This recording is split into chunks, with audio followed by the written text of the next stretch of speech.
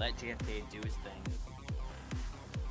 Oh, this is gonna be huge. Decipher and Ash get knocked off. The all in from Samir is going to kill the entire. There's not enough CC to really stop him. Now Doki comes in, has passive, and look at Samira. She's not even in this fight, but once she is, it will be massive. Again, but there might not be enough damage if she does flash. No, she's absolutely dead. Caught to right, and now MF is next. Flashes out, but there's not enough damage if MF and Victor are both out of the fight. Here comes Lunar Palm. Such a weird tank fight. Meanwhile, Shoshana and Fiora still mid, no CP. Get the hook onto Red Face Beast, can't really get anything else. Here comes the ultimate. Verinda's definitely going down. Victor Holt not doing enough. He's gonna end the game. Verinda, I don't know if this is what she wants. She face checks everybody, flashes out, but the Zyro ult, the Lux ult means that she's dead. Ninja's gonna try to do something, but to walk through the Lux ult, Zyro ult is not gonna stop them. And Lux steals the Baron! So it's a suicide mission for nothing!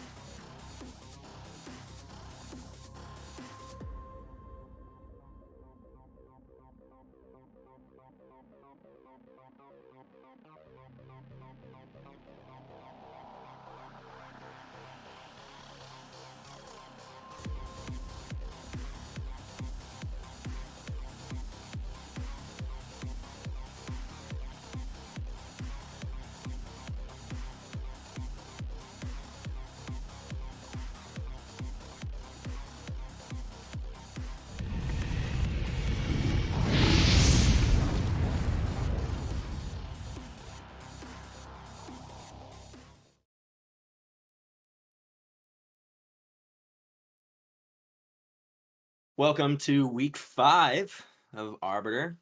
It is the Doki's Collective and also against the Baron Buddies. But we'll see a wonderful match between RAWR and Baron Buddies. I guess tonight I'll be filling in for a missing caster as well as my co-host. If you'd like to introduce. Hey, I'm using Q. Yeah, I'm here to watch some good league. We got the number 1 seed versus number 3 seed. RAR at 10-2, and Baron Buddies at 4-8.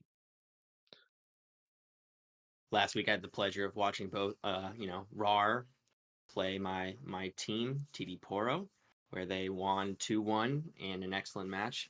We saw some dominating performances from Doki, as well as Richter coming out of the mid lane, just pushing all of his advantages, and in game 3 playing Lux and just laying down lasers across the map. I haven't had the opportunity to watch Baron Buddies play a ton of content this season, but from what I've heard, I've seen and heard some phenomenal things. We're currently still in lobby, waiting for spectate links. Yeah, I'm not too familiar with the Arbiter League. I know quite a bit about the Sentinel and Crusader. I've paid quite a bit of attention to those two. There are some familiar names on both of these teams, so I have a little bit of familiarity with the players, but not a whole lot this season. Looking forward to see what secrets they have. I'm excited. We'll see. I've seen RAR come out strong with very much a heavy engaged team comp, and I am curious if Baron Buddies will present a unified front to either out engage RAR or maybe do something a little bit different here. We shall see. I do personally, I do favor the engage comps a little more over the non-engage comps, such as poke and whatnot. Right now, I feel like it's a little stronger in the meta, but anything can work, you know. Absolutely. I mean, if you were going to give, what's your personal opinion in terms of what you'd like to see if somebody is drafting a heavy engage comp? Do you want to see a team that's going to out engage them, or do you want to see a team that presents more of a unified front doing something a little bit different? I'm gonna say one of two things. I'm gonna say you also go full engage and you just engage first, or you go entirely counter engage, go purely on peel. Because right now, I don't think that poking's super great. Can work. It's just a little bit harder to pull off. I'm about to say there are a few champions in the meta right now that can handle a solid poke comp, but not enough to, fill. But with a Yeah, good there's only team and good communication, anything is possible here. yep. There's only so many champs that are not named Zach that can take some poke. Absolutely. We do have some ready checks from Baron, just waiting on RAR before we get into the first phases of bans. I think personally, I would love to see some different team styles rather than engage. But if we do get engage, I want to see another engage comp against it, and just we'll see some brawls from both teams. Oh yeah, well, that's the best part of it is full on team fights and people going everywhere and spells going everywhere. Gotta love it. Absolutely. So I was informed that we do have a substitution. We have an E-sub for Diet Coke and Joyer. And they are waiving ban losses here. That's awful nice of RAR. RAR has first draft, and it looks like we are going to get here. 15 seconds on the first. Okay. Lilia, Jungle Ban. I very Solid ban. much, yeah. Tristana. This is very much for Interesting. Rookter. That would He make is. sense. He definitely came out and played Tristana against, in the previous week and did very well. Yeah, I played against him on a team, and he was the ADC, I believe, last season or last split on a different team. Maybe it was RAR. I don't quite remember. RAR's ban 2 goes to Yasuo, definitely taking off some of that huge team fight. Mordekaiser, Makes sense. I think right now he solidly fits in the meta. I don't think he's S tier, but I definitely believe he fits well with a good team comp when you can isolate an individual and make somebody pay the Mordekaiser tax. Definitely. I don't. I mean, I play support, so I never actually have to end up paying it, but I hear horror stories about it. Oh, yeah, you definitely got to as an ADC or a mid laner. Sometimes Urgot, as a top laner jungle, you can get away. sometimes. Urgot, ban 3 from RAR. Definitely going after some top laners here. And Baron Buddies taking away Misfortune. They did leave up the Maokai. That was quick picks. Maokai for RAR. And then we got a Zac to go in just as hard.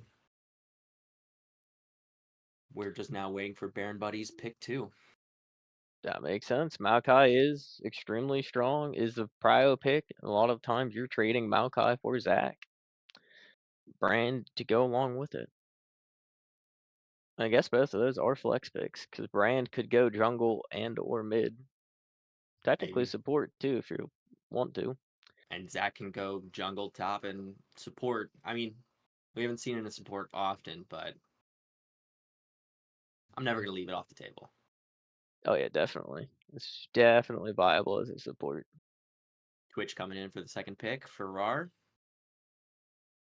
Coming in for that ADC, that late game insurance, or potentially pop out of nowhere and destroy the entire team. Yep, one of the few ADCs that are kind of an assassin. I'm about to say, you play it right, it's absolutely an assassin.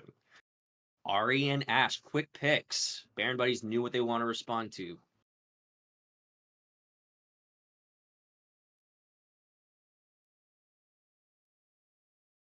I think it's Looks like pretty. see what they want to ban out because that Ahri is definitely in the mid lane, so you're probably going to ban some more top laners and maybe junglers. That would make sense with the Poppy and Jarvan ban. I'm about to say, I think the Maokai is gonna go to Doki because I know that it's very much his jungle pick It's for him. interesting that RAR banned J4. They seem to think that Zac is not a jungle, or that they're not taking a jungle. Do they think the brand's going jungle on here? I know I that don't. he's still strong in the meta, but they did get a slight quality of life nerf. Yeah, it's still viable, especially in like competitive play. Solo queue is not quite a menace. Malawi Think ban, make top think a little Doki is. easier. Makes sense. What's wonder what RAR's second ban will be, or fifth ban, I should say. Do they target the jungle pool again? Nope, they go to the mid lane. They're definitely going after that 80 mid laner. There's the Silas. Alice. A couple good ults he can take, but definitely make sure you take Malphite off the table on this one and don't draft it at this point. Oh yeah, because Ari and Maokai pretty solid. Twitch, I'm not sure how that interaction works to be honest, but I'm assuming it's not great. I definitely feel like Baron Buddies put them in a position to flex a lot of roles here. So Oh yeah, this Darius is top. some solid drafting by both teams. Because up until the last two picks, you're still really not sure where is going what. If I were to guess right here, you'll have a support pick. Because I do know Doki loves engaging, and Maokai is one of his favorites. Would make sense to me.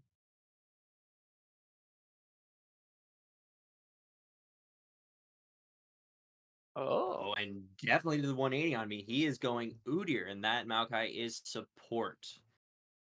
So we will see what Baron Buddies does in response.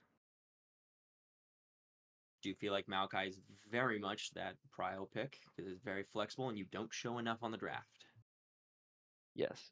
And it's definitely good in all three rules. And a Moo coming. So that is must be a Zach top. I mean, I've seen a Mumu support. Brand can be support. So, I mean, Zach top makes the most sense. True. But once we get into actual champ select, we'll get more information from there. Without knowing exactly where the positions are going, what do you think about each lane's draft on a grade? What are you feeling? I'm gonna say that I like Baron Buddy's draft a little better. It has a little more go buttons. It's a lot easier to engage with a Zach, with an Ashall, with a Moo. Like, yeah, you still Absolutely. got Darius and Udyr running at him. Like, you do got Maokai ult to start a fight, but it's very slow. You can still peel from that pretty easily. So, RAWR has a very good team comp, but a little bit harder to really start the fight. But Baron Buddies definitely have that trigger that they can pull at any point. Absolutely. So, I do definitely see that RAR didn't draft a hard engage comp. They very much have that pick comp element where it's like, hey, if they see somebody just slightly out of position, all of a sudden, Twitch is going to get out there or Ari is going to be there. Whereas you have, Maokai to be able to like catch people slightly. Udyr's going to be able to pick somebody and run away unless, you get infinitely CC'd by Ash. We do here in Champ Select have a Mumu as the jungler. Doki hovered that Maokai pick just to see if I'm paying attention on my toes, but definitely went to Udyr jungle. I'm not gonna lie, he had me there for a little bit. When he was 1 second left, I was like, is he really going Udyr support? Flip it around.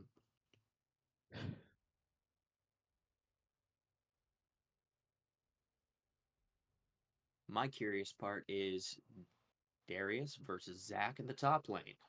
Yeah, I'm not sure how that one goes. I think Zach likes that call or that matchup too much. No, I think the bleed and the amount of damage that Darius can pull off, but obviously with enough CC, you can stop anybody. Yep.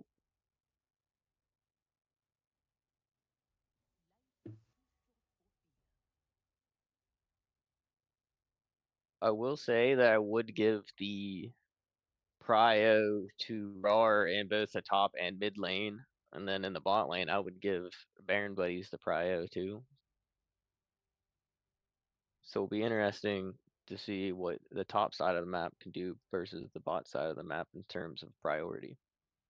Absolutely. I mean, if I'm very much RAR here, focus on the top side, push the pressure that way, maybe organize a little bit more towards getting, the grubs and making sure you can burn towers because I know that Richter's done that pretty well in the past, but we are seeing an Ari instead of his traditional Corki or Christ.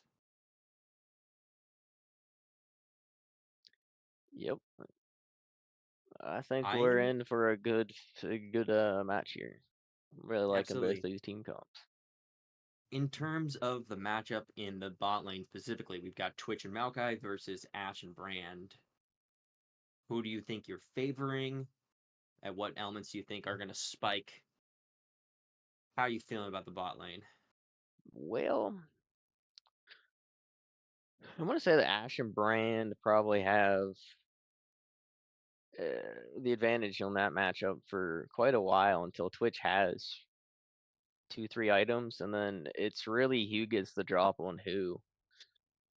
That I would say after that, but I'm Yeah, not I entirely sure on mean, that one. you get enough positioning from Twitch on the right spot, burst down one of the two, then we maybe see something up. We have Silas and Ari in the mid lane. I don't particularly know that matchup very well, but I feel like Ari's favored there a little bit. Yeah, I'm gonna say ever so slightly, but I'm gonna say it's quite a skill matchup. But we are gonna cut the break here shortly. And we'll be back with Game 1, Week 5. RAWR versus Baron Buddies.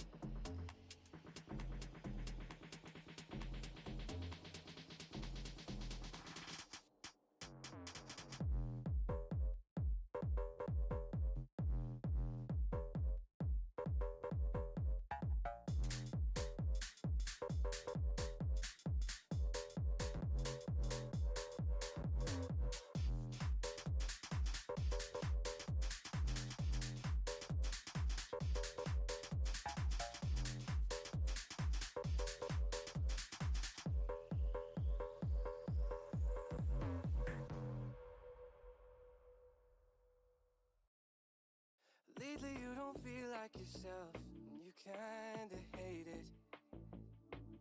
You suppress all of the thoughts in your head and say it's complicated. You hide your pain, but I can see it etched on your face. I know the feeling, swear you're okay, but you're barely breathing. Don't you walk away. There's a feel you getting lost, the feel you trailing off. Feel it in your words when you say there's nothing wrong. There's something so subliminal about the way that your hands shake whenever you talk. You stare into space like you're lost in your thoughts, surrounded by your paper walls. Tell me what's been going on. Ooh, tell me what's been going on.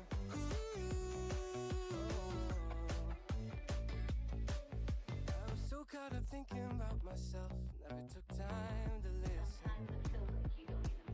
Couldn't see that you were going through hell. Now you're cold and distant. You say you're fine, but your heart is bleeding. Feed me those signs, but they lost the meaning. I know something isn't right. See the demons in your eyes. I know you're afraid.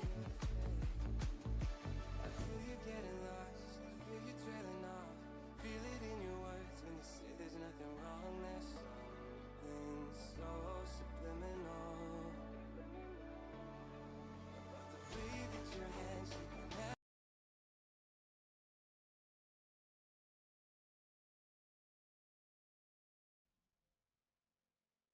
And we are into game one against RAWR versus Baron Buddies. We are definitely seeing some movement in the top side, trying to get ahead on Zach. Maybe see something here. They're definitely hugging that wall. Moving in, we're going to see some engagement right here and a solid invade and full CC. And we are going to see First Darius go blood. down. Smart though, saving the summoners, not wasting them when he knew he's probably going down anyway. Absolutely. Heads And up play on that. And we are going to see each team move back into a little bit of 5-point from RAWR, as well as maybe getting some vision on Baron Buddy's side.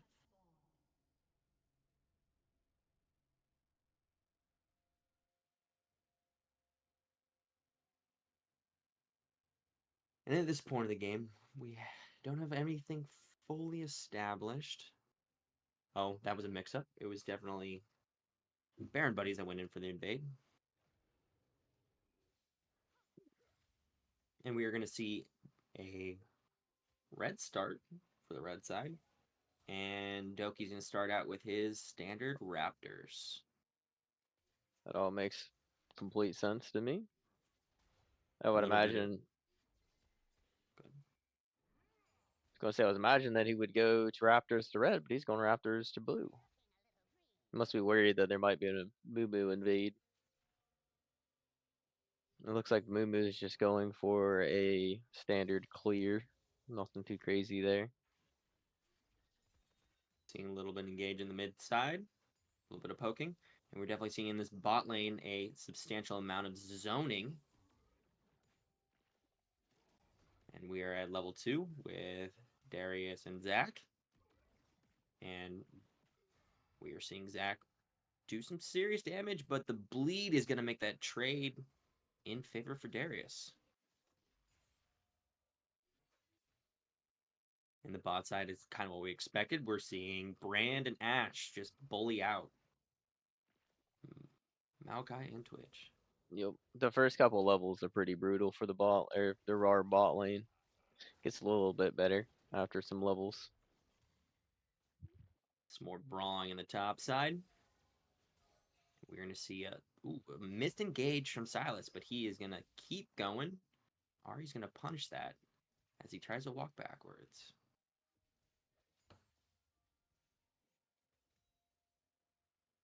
Let's see if Kuronami can take advantage of his early kill that he got on the invade in lane. We See do some see both junglers on the bot side, either positioning themselves to make engages, but we are going to see some damage in the top lane. Silas going full in, taking 2 tower shots. Do we see a kill? Nope. Both step back.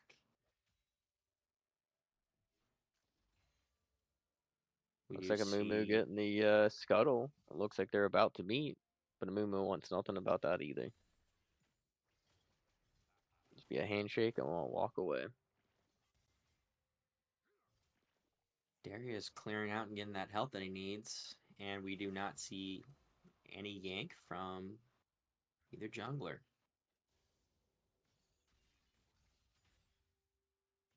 We are seeing substantial damage. Maybe we'll see a little bit. Oh, a missed engage from Silas, and Silas taking 2 tower shots to death.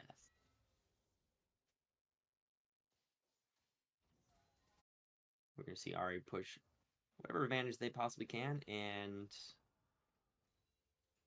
just the Twitch just being bullied out of lane completely. It's going to take an early back. Yep. Yeah, that Ari's gonna feel real good about after that early kill and a really good base. And you're up 10 CS. You're feeling pretty good about that. Doki's going in for his trademark invade Raptors. Moo is coming down to meet him. He If he may gets be caught, punished for this. it is a bad Oh, sight. no. Amumu moves top. Walks Trying to right see out if and we can- around him. It looks like they are going to prioritize that topside camp. Try to get some grubs. I don't know about you, but I'm getting hungry. It looks like they're just going to not contest that whatsoever. They're stepping back from grubs and giving it over to Baron Buddies. We're definitely in this bot lane seeing a Although little bit of Doki poke. just pressed Ghost, they did engage. We have full engagements. We got Zach coming in with an ultimate. Ari's moving into transition. We're going to see both Darius go down and Udyr go down in that fight. 2 down for a couple grubs. Oh, and Mumu re-engaging. Yep, but just not getting anything there. They might have bit off a little more than they could chew on that one. Absolutely. And we see Ari going to transition, stay in that top side, even though Darius is definitely up there. Okay, Zach's going in. Step out before it takes too much damage. And Darius coming in to clean that up. Oh, Zach passive popping out. Are they going to give over the kill to Ari or Darius? Goes to They Ari. are indeed going to give it to Ari. Udyr starts the dragon, but backs out. Because neither of mid or bot have prio. Yep, and Ari TP'd to cover a lane. And now the threat of there being an Ari in the mid lane to come match Rome. Amumu did not want to do that drag. Makes sense. That would have been huge for Baron Buddies coming out. It looks like we have some zone control coming from the top lane to make sure that Zach does not get everything he wants. Darius feels that he is stronger. He is definitely at the CS lead, but he is down 2 kills. And Zach has 100% kill participation in this game so far. Yep, because both scraps happened on the top side of the fight, or top side of the map. Currently, the bot side of the map has been pretty quiet other than some trading back and forth. Bot lane is very impressive, but hasn't been able to capitalize in completely. We do see a Mumu coming down. Will Baron Buddies get caught out? Twitch has going Viz. Oh, the Weird. nice Amumu stun lands, but will he get out? Yes, he will. It is Brawl Central in the top lane right now. And it is in favor of Darius, just completely zoning out Zach. But that 2 kill lead is definitely keeping him in the fight. Bot lane is moving over with Amumu to get Dragon. This is net positive for Baron Buddies getting grubs and first Dragon. Yep. You cannot argue with that. How do you feel about the net gold lead that Baron Buddies is Up 800. It's not too bad. The Ash ult Ari. just barely whiffing. A nice stolen ult by Silas going back in. Goes back in Maokai to get gets it. Maokai as well. Not the right place, not the right time, Maokai. We're definitely seeing some solid CC from both teams, but Baron Buddies definitely cleaned that one.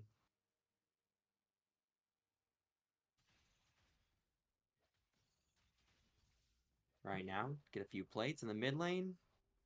Make sure that gold advantage is going more in favor of Baron Buddies.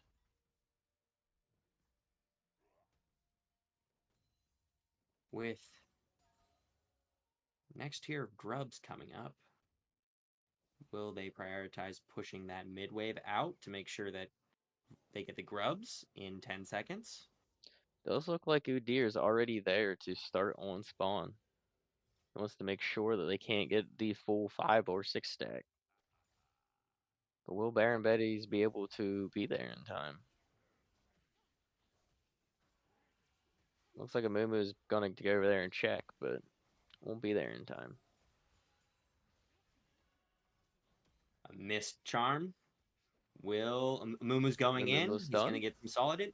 Mumu alt coming in from everybody's. Will they be able to clean up for the rest of the damage? We have Twitch just picking everyone off that he possibly can. Twitch just praying, and Darius getting the kills he can. Zach is trying to do whatever he can to get out. Ari's got one more charge of ultimate. Darius is going to clean up with a sweep. Oh, gives the kill over to Ari. And they return back to Grubs to finish it off. The kill count is now to 6-6, evening out that gold lead that they had to 17k each. Yeah, the difference in that team fight was Ash not being there. Not Absolutely. sure if they wanted to pull that trigger without her. Then again, Twitch was invisible, so you didn't really know that wasn't a 5v4 or 4v4, I should say. Ash arrow coming through the map. Does just barely whiff. RAWR was not able to get all of the grubs, definitely leaving one of them over. With a total of 4-2 on the grubs. We see Ash getting caught out with Twitch getting invisible. Flash from Maokai. Maokai missing the snare on Ash from an Ash flash and backing up.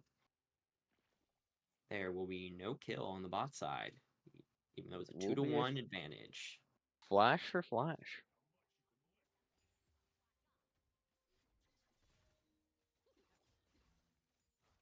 Definitely seeing some solid CC come in from Ash, even though she is alone. She did have a solid amount of time on that bot side. We have a Mumu coming down on the bot side, potentially snaring, but backing off in the end.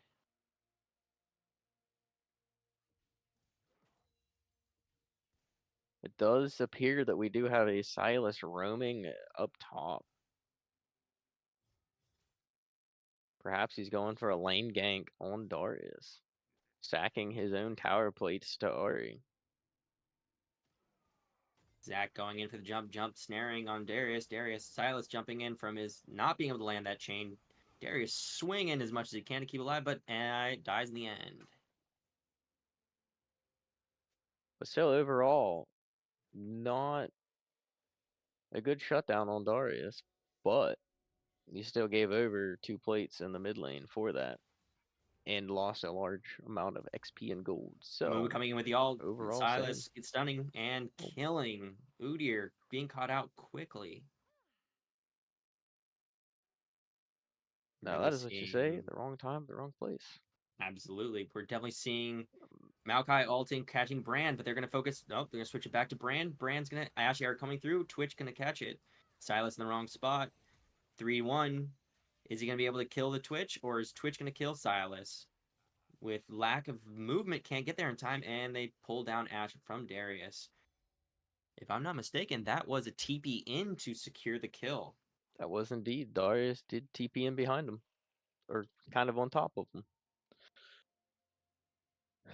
Zach chose to not TP. He chose to stay top lane and push.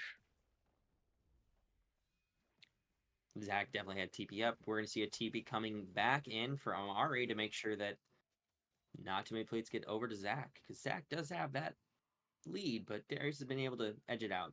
They're going to transition, move over to Dragon, take it out with no other members from Baron Bunny anywhere around or any vision. This is going to be very uncontested. Ash trying to get some vision at the last minute, but unuseful because nobody's around to take advantage of it.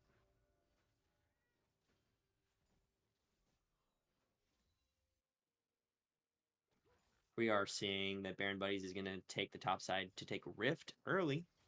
Hopefully they can trade with the play. Darius going in from Silas. Silas coming back to retaliate. 5 stacks. Darius is going to go into tower dive and ult to take the kill. And the shutdown onto Silas. Now Mumu may have found himself on the wrong side of the wall. Mumu's getting caught out by Udyr. Maokai is going to come up, potentially take a snare. Darius is going to spin and win. They're going to take Rift. Pass over to Udyr. Looks like everyone's going to return back to their lanes. We did see the bot tower go down, and they are going to keep pushing with Brand and Ash taking as much of the resources off the map as they possibly can. Well, first tower for Herald seems like a fair trade. Can't argue with that. It sounds like a tower for a tower because Rift is end up going to take a tower anyways. The only advantage is you get to pick the tower. Yep, and you also get first gold for the first tower, so it is a little extra gold. So, overall, still pretty even. 25.7k to 24.9k. 600 gold lead, 800 gold lead to RAWR right now. It just takes one champion to get caught out. That is an Ash arrow that's going to miss everybody. It looks like it's going to be a 5-man collapse in this mid lane. They're going to take out Maokai and Twitch. And it goes 2 down. That was a really nice stolen Maokai ult from Silas paired with a Zac engage. There was nowhere for those two to go. And I'm pretty sure that Twitch was invisible. And so the kill, the damage that came onto him, untargeted. Silas is going in. Are using ult to get out. But Silas definitely got the upper hand on that trade. With Charm down, looks like Silas is going to go back in. Amumu's coming to catch Darius out of play. Brand is around. We're going to see a 4v2. Zac's going to jump in. Nope, disengages. We're going to Amumu try to get Darius going to clean it up with an ultimate. Rift's going down. Looks like it's going to be transitioning into the mid wave. We're seeing Udyr trying to chase down either Ash or Brand. We will see if they'll be able to complete. They do not. They back off, and Ash is going to try to get some slows. It is a Rift Herald charging in the mid lane, which will probably take down the tower. But will they get another charge off? Maokai in the Rift, charging. Did not. It was able to get killed. Brand dealing out some serious damage. 2 tower shots. Maokai is close to death at 100 health. 1 auto attack away. We're seeing Baron Buddies transition into the mid lane. 4 mid, 5 Ash ult coming in, but just barely missing. Zac looks like he wants to jump in, but I think it's going to be too late delayed.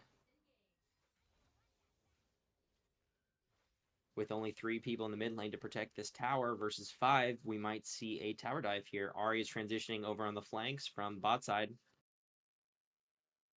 Zac jumping in, trying to collapse on the Twitch. Twitch bang onto Udyr. Spinning. Ahri going to come in on the side. Not enough damage. Ahri's ult's going to be stolen by Silas. Silas is going to jump in. Maokai ult's going to come in through the game, trying to snare some people. Oh. We are having some technical difficulties, and stream is being paused at this moment. This is a huge fight, and we are at 17:51. Yeah, I'm at 17:52 because I paused it a second late, but.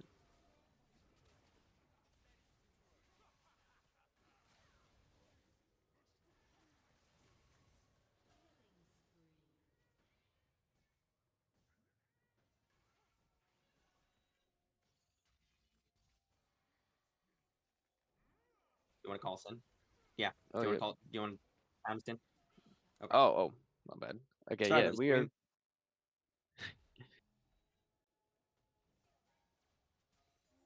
Yep, 1810. Yep, I'm a little Yep. black. I'm a little behind. Give me.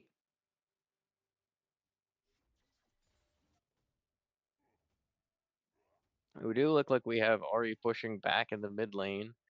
Silas is going in, sees a Maokai, decides elsewise or otherwise.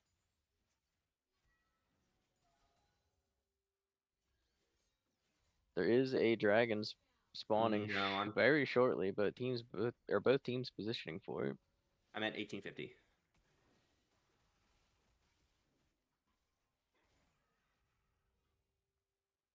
All right. Difficulty in stream delay, but we're back. We're seeing some transitioning into the dragon, and people are getting caught on vision from saplings. We see 4 people from RAWR prepping, getting scuttle, and then we are seeing a transition from that bot side dragon. We have the RAWR at the mid side of the dragon and Baron Buddies on the bottom side of the dragon. Looks like Baron Buddies is starting it up. We're having a Mumu go in on dragon. We do have a Maokai alt on Silas, but we don't have RAR fully in position. They're waiting Darius for a is flank from TPing in. Udyr. Zach now is TPing in. Maokai out. Mumu alt. Ash arrow. Mumu alt cuts out 2 people. But Zach, Darius coming out with some spinning. Ash just doing damage from the backside. We have Zach alting from doing the back wave. And it looks like Ash is going to clean that up. Silas is getting caught out by a charm. And does it go down? Yes, it does. Twitch coming out with the damage. Ari going to come out with some damage from here. But Zach is going to go in. Zach's going to try to stun and snare, but pulls away. We have 4 down for 2 in favor of Baron Buddies.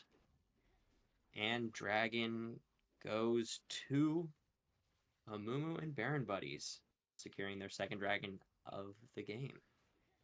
Overall, still a very close fight. Could have gone either way with a step here or a step there. Definitely came in, executed that exactly how they wanted to. Yep. They had the CC to engage. They had the ability to go in and control the space, and they definitely did it. Yeah, and a very good TP as well to be right in the middle of where he needed to be.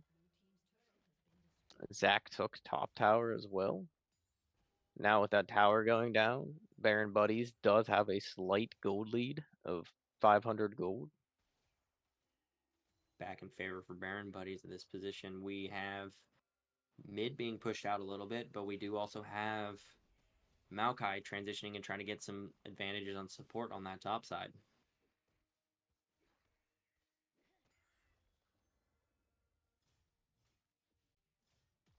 Current state of the game is just kind of breaking even. Darius is taking that top tower. Bran got Looks caught out like from vision. there is a Brand and a Mumu coming in. Maokai and Udyr are there. Could be a Darius 3v3 pulls right into the now. swing. Maokai tries to get the stun. Amumu's trying to back off. Brand's going to there. It's going to be 3-3. They're going to transition, try to get as much on the Trade Brand. Brand's support going to for die. support. TB's coming in from mid lane. Amumu's getting stunned. Ash is coming in from the side.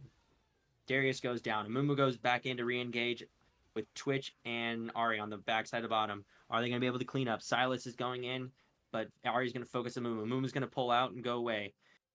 Now it's going to be Silas and Ari on the top side. Twitch and Zach on each other. Zach's going to try to jump in, get some advantage on there. Ari's going to throw out a ball.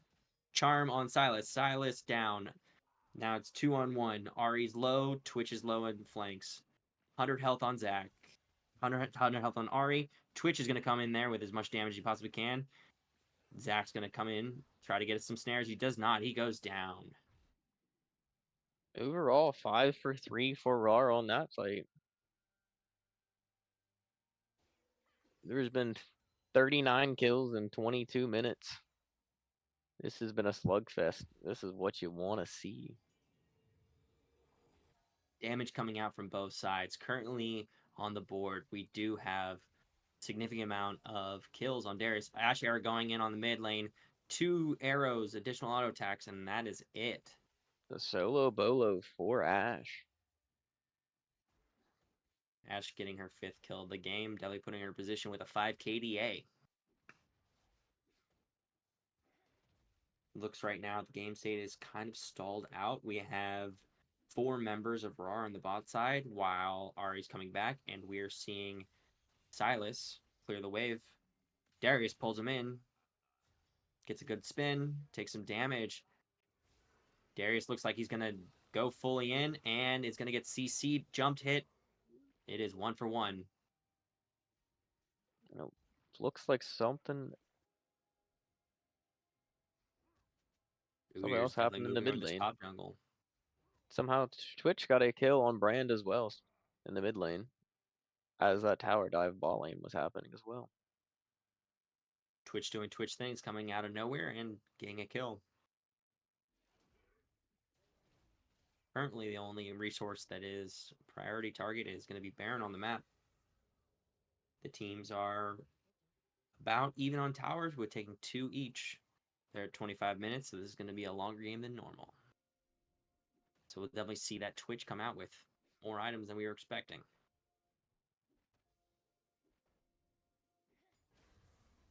Looks like right now that they are going to prioritize this next dragon with Baron buddies trying to assume as much positioning as they possibly can by clearing out vision. Looks like Ari's going to catch a charm on Brand and take a couple hits, and down Ari goes.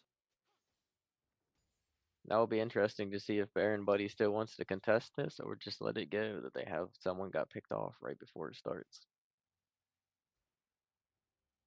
It looks like they might not prioritize it, especially the fact with Silas in the top lane and not being able to pull as many resources down into this dragon. It looks like it's safely said that RAWR is going to claim the dragon. You know, that was a Zac TPing to bot lane to prevent Darius getting tower. And now Darius is TPing top to prevent Silas getting a tower.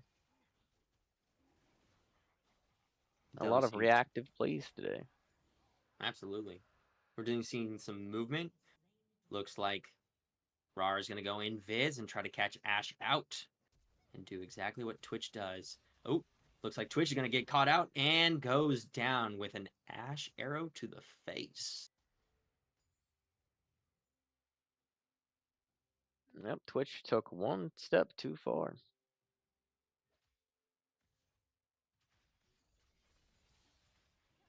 Silas has had a dominant performance. Charm goes out, does not find purchase, but Ash can slow you still.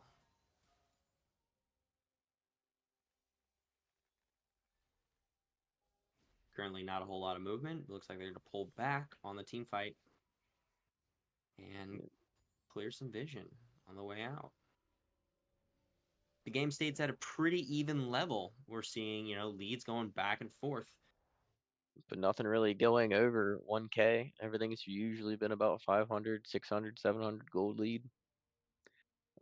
Either of these, all these fights are so close. What, just a single spell landing that did land or didn't land. And fights could be entirely different. Who knows how who's gonna walk out victorious in this fight or this game? So what's your idea right now? What do you think that RAWR needs to do to claim victory, and what do you think Baron Buddy needs to do to claim victory? I think that Baron Buddy or RAR needs to continue to try to just pick people one by one, not try to full on 5v5, and Baron Buddies need to just chill out for a little bit and then just do team fights at objectives. Try not to get too aggressive in the meantime. Absolutely fair. Definitely looks like they're doing that slow play now, so it might be in their favor. Because I would say that Baron Buddies do have the scaling advantage. I'd say it's like a solid 8 out of 10 compared to like a solid 6 out of 10. It's not like they have that much more scaling, but there is a little bit more there. Looks like Baron Buddies are going to get caught out by that scrying orb.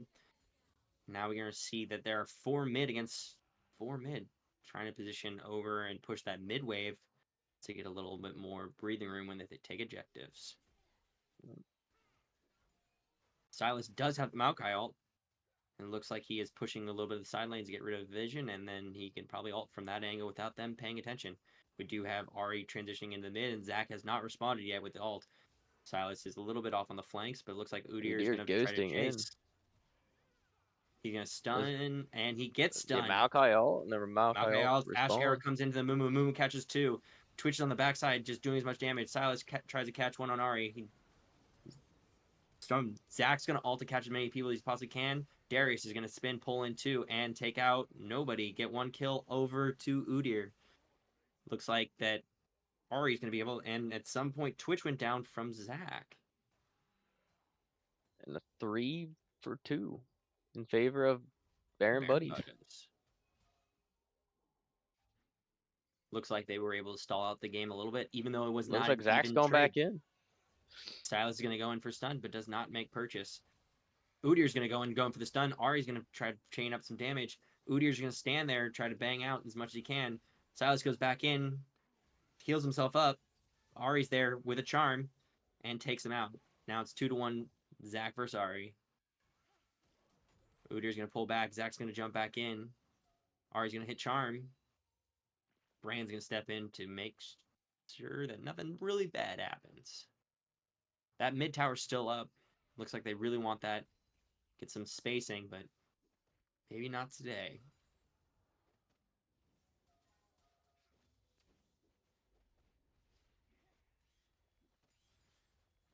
It looks like we have 50 seconds on that Dragon Soul, so it looks like both teams will be resetting, or it looks like RAWR will be resetting. Well, Get back Dragon's on the at map. 2-2 apiece, so there's not quite Dragon Soul just yet. Yep. Wonder if either team would rather flip Baron for Dragon at this point, or if we're going to see another 5v5 at Dragon. Based on vision, it looks like RAWR is going to prioritize that Dragon, whereas Baron Buddy's going to prioritize Baron. We're looking at Darius going into Zach in some damage, but there is not enough. Even though he's got full bleed passive on him, Zach is still going to be able to clear safely, but does take a substantial amount of his health away. Looks like Baron Buddies is moving into the space that RAWR thought they had. Zach's going to go into Darius. Darius is going to jump around and pull away. We do have Darius in the Dragon Pit, and Maokai ult does go out. It snares in 3 people. Brand's going to go down. Amumu ult's going to come through. Ash is going to be free firing as well as Twitch on the backside. Brand's still up. Maokai goes down by Ash. And Ash also takes out Darius. Ash takes, and then Twitch is going to take out Amumu. And Zach's going to jump in on all of them. Brand's going to be able to take out 1. And it looks like Ahri is still going to go down, but Ahri's going to take out 2 before she goes away, and it's Zach and Brand up. That is 5-4-3. Yeah, that is a critical 2 kills there at the end that Ahri got, because had she not killed them, they probably could have turned immediately to Baron after Dragon. 5-4, just 1 versus that Ahri pulling out the last minute ball definitely made a huge advantage for them that they would have otherwise never had. Yep. Currently it's 3 dragons to 2 dragons. Now there is a solid 1k gold lead in favor of Baron Besties.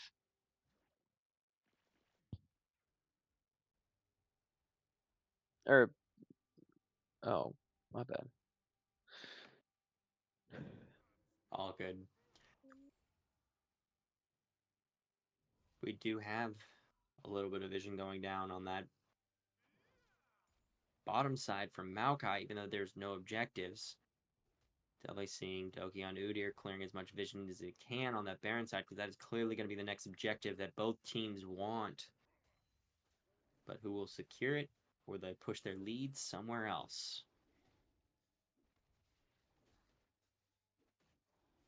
I don't know about you, but I'm expecting maybe one big fight and then push for a huge lead after that. Yeah, That's you, gonna you start determine the seeing game. ADCs, or Ash at least has 4 items now. She has, I guess, 5 count boots. Twitch isn't too far off either, so you're really starting to get your scaling champs to scale, so it's really starting to get Darius clearing out to that those late tower. game team Zach trying to get fights. free roams. He's going to spin, get a couple procs off him. It looks like Darius is going to be able to take out Zach. Zach's going to jump out clean and safe. Zach was in contention there because he definitely did not have his passive up. Yeah.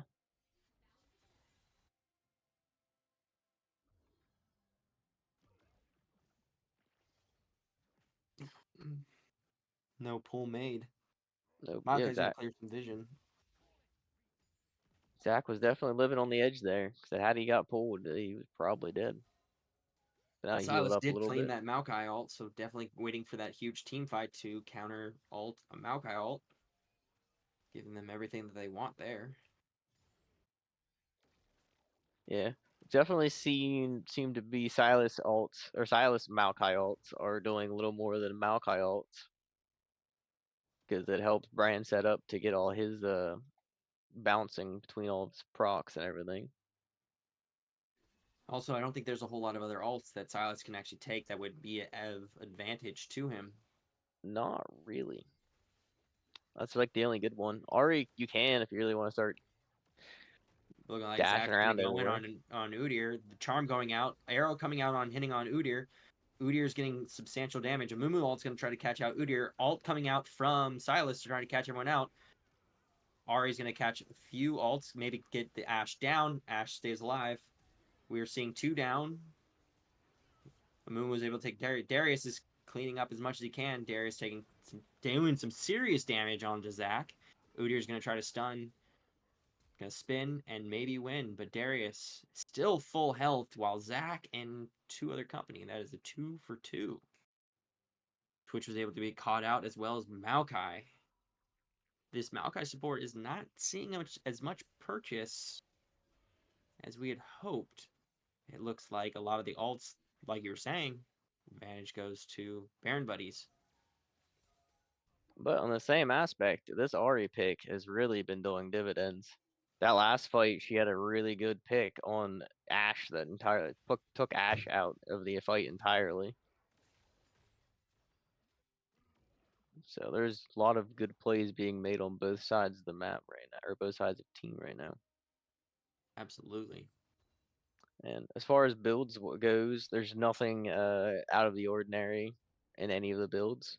I guess you could say that Udyr going 2 tank items first before going any damage item. It's a little on the odd side, but it made sense. Will be Well, it looks interesting like to see if Baron he Buddies goes. going to transition over to this top side, get as much vision clear as they can. They're timid, although RAWR, nowhere to be found. Looks like they were going to try to prioritize that dragon side with Darius hitting a little bit bot side. It looks like maybe they're transitioning to the mid and fight there.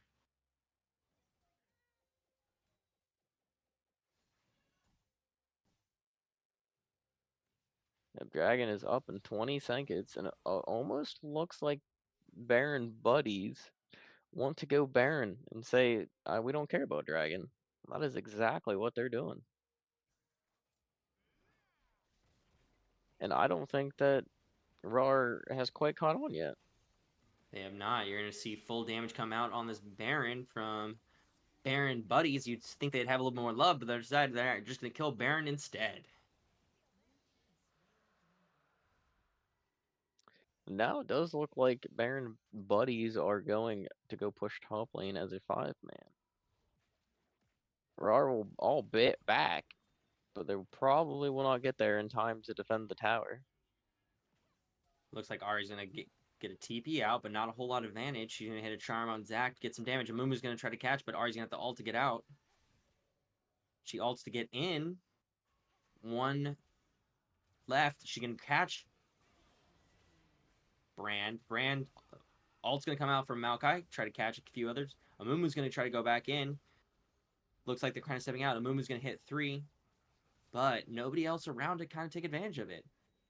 Ari's low, but so is Ashe. Looks like Udyr's going to kind of try to come on the flank, take some advantage. Oh, it looks like Ashe is going to accept defeat there. Yeah, you weren't gonna outrun a ghosted Udyr. Or never mind, he wasn't ghosting, but you're still not gonna outrun Udyr. Baron buddies did get the power play, or Baron, but that was not a power play. No, They they were are able to get 1 tower from it, but that's about it. they're still in the gold lead, technically, but it's dead even at this point. Looks like 4 on the top side. Udyr's ult got claimed by Silas, only probably because Maokai's was on cooldown. We have 4 people on this top side right here. Looks like they're going to step out and clear some of the jungle. And Zach is going to be on the bottom side, taking that tower uncontested. Especially the Baron buff just ripping it apart with 2 towers and the 2 cannons banging on the tower.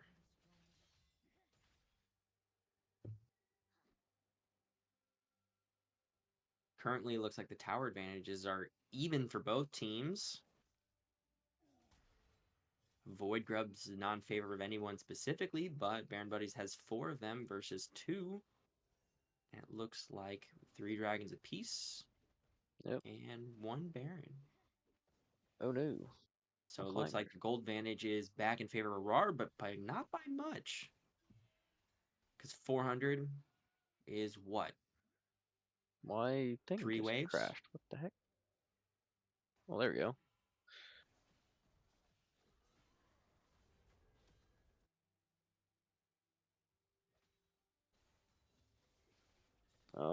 Where are we at? There we go. We are currently Okay. at 39, 35 now. You want me to count you in? Nope, I'm good. Sounds good. Yeah, looks like we're just doing a solid 1-3-1 from RAWR.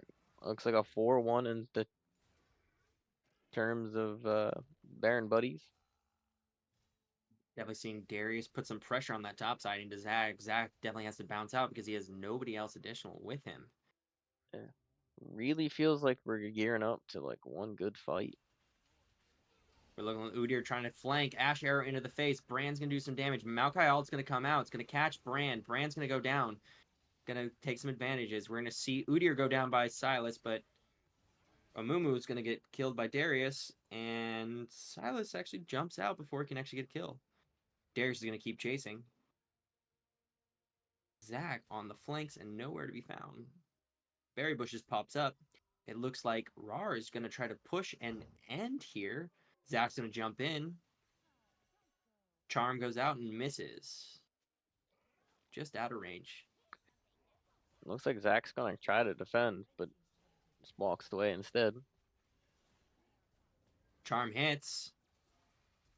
Gets stunned out. Zach, Silas on the backside, coming in at a risky angle, but nobody's paying attention. Goes in on Twitch and doesn't find purchase. Ari hits out, does not find the charm. We see RAWR back up and position themselves for Dragon. Looks like Zach's going in to try to save the tower. But RAWR is there to back up Darius, so he's fine. Dragon spawning very shortly. 17 seconds. Doesn't look like... Well, Silas will have TP to group up with Baron Buddies, so we'll be off. And we do have Twitch with ult here. Looks like Maokai is going to get caught out. Ash arrow to Maokai's face. Amumu goes in to stun. Maokai flashes. TP coming in from Silas. Ari goes down on... Ash goes down from Ari. More damage comes out. It looks like the charm hits. Darius cleans up. And it looks like Zach's passive is down. And we have a TP from Ari. Pushing advantages. And Darius. And not... Darius coming in as well. It looks like They have 35 seconds. Yeah, they will not be up to stop the push. So we'll be, in fact, RAWR taking game 1. That was a well-fought game between both teams. Either team could have won that at any minute.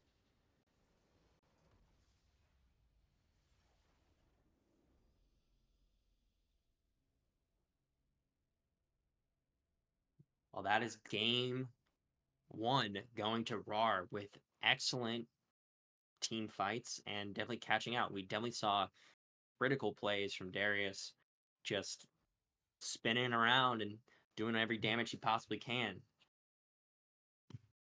How do you feel about that? Did you think that that's how that was going to go? What were you expecting a little bit more from some people, and what were you hoping from that? I would have expected RAWR to play their team comp out a little more pick oriented, but they decided to just go in 5v5 and pretty much, I would not say out team fight them because it was very, very close in every single fight. But in the end, they got the fight that mattered. Absolutely. Um, And I think it comes down to exactly what you were saying earlier. It's whoever engages first. And RAR hit their button quicker and just like, hey, light switch. Let's go. Let's fight them. Let's do everything we possibly can to get as much damage on them as possible. yep. And it paid dividends for RAR, taking as many as they can. Baron Buddies has side selection, so we are waiting if they're going to give counter pick to RAR or do they want to claim counter pick for themselves and continue the same pattern on top side. Yeah, both would make sense to me. Because both Maokai and Zach are really strong right now, and it seems like both teams kind of have a priority on both of them. So, I mean, the Maokai definitely has the higher priority pick there, but we just didn't see as much of an advantage from that Maokai in that game where Ash and Brand were very much able to put as much damage as they possibly can on that Maokai and the Twitch that they weren't able to, get huge leads. But in the end, it doesn't really matter as much because Ash is still going to provide huge amount of team CC. Brand is going to do a serious amount of damage, and Maokai and Twitch do the same thing, just swapped. Where Maokai has tons of CC with his ult, his engages, and his knockups, and Twitch, it's Twitch. He does a lot of damage. oh yeah. And it looks like Baron Buddy's going to claim the red side again. We're looking to make sure that we're in the spectating spot and not in the champion pool group. But there's no free spaces as of yet.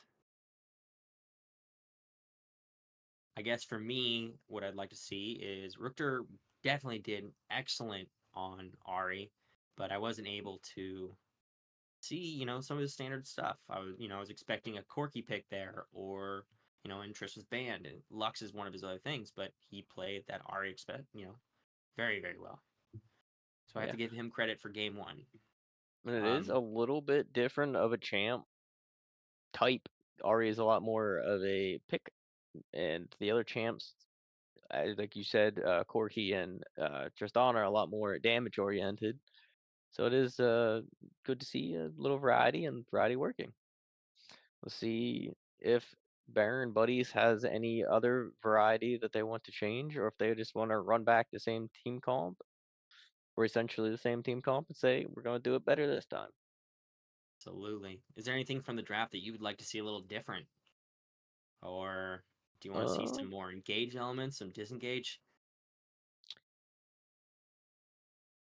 Do you that's a think good. that Baron Buddies stays with their engage comp like they, that they just had into RAR? Or do they change a few things up? I don't know. That's a good question. I want to say maybe you pretty much run back the same thing, but maybe change a band or two here or there. I'm not entirely sure. Maybe put Rukter on something that's a little less mobile, so maybe you can pick him a little bit easier. Maybe provide yourself something with a little stronger of engage, something more like a Nautilus instead of Brand. I don't know. We'll see what they think. Absolutely. We are getting links right now.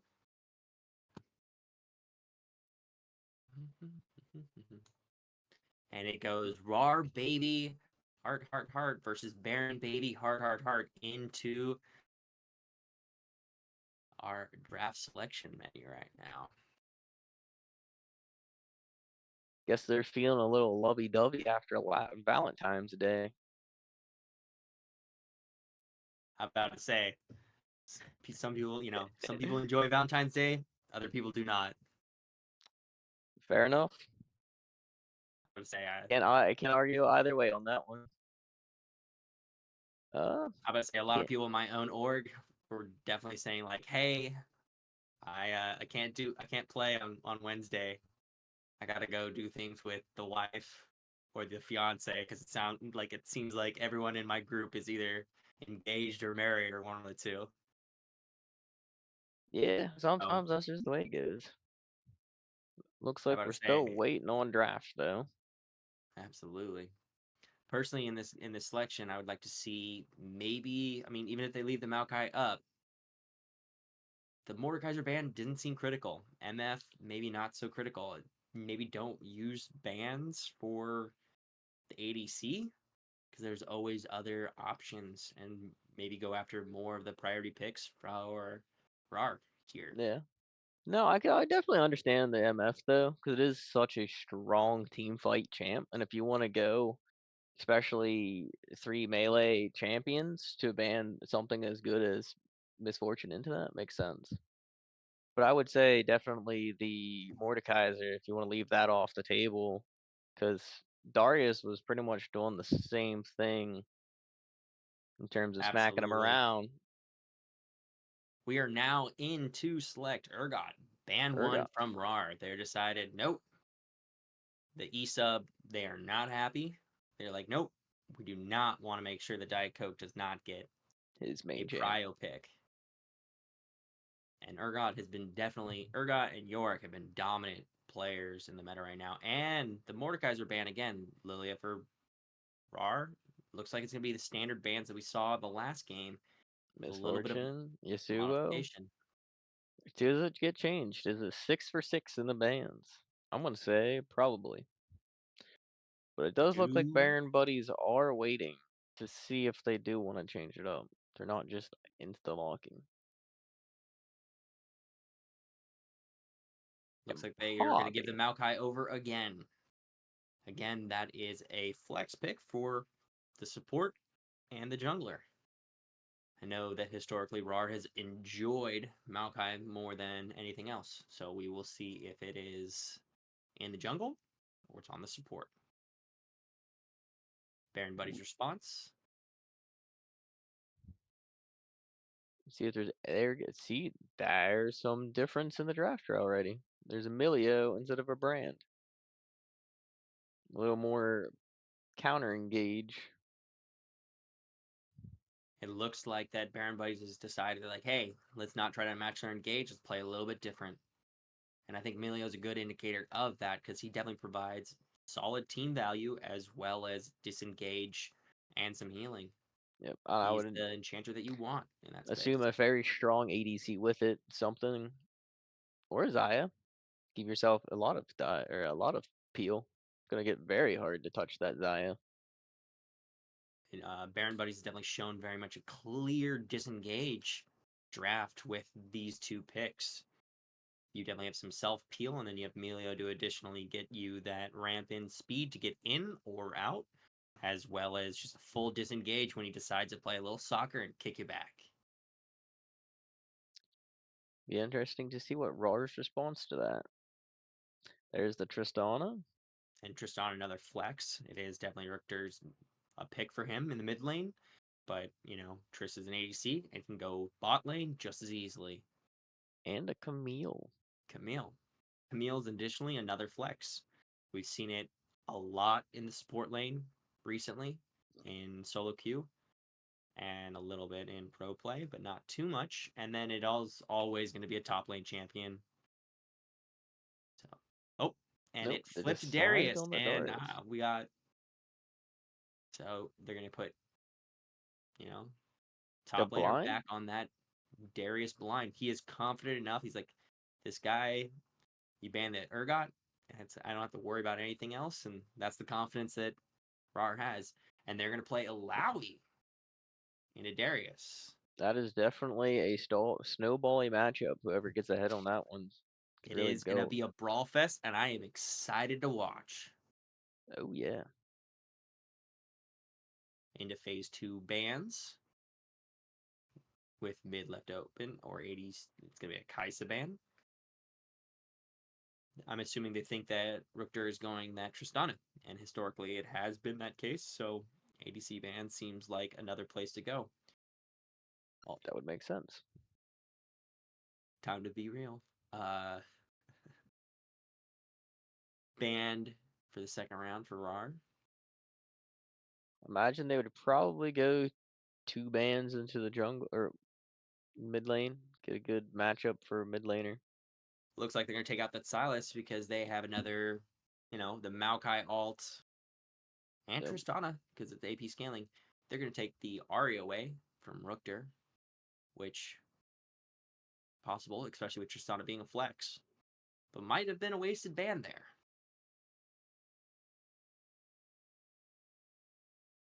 We will The find out. advantages of having a flex pick that early. Yeah, fortunately, or I should say, unfortunately for Baron buddies, their draft it's pretty straightforward where their laner is going. Technically, Alawe could be mid lane. Alawe has been kind of strong mid lane in solo queue, but I don't know if that's going to work too well in the Tristana. But we shall see.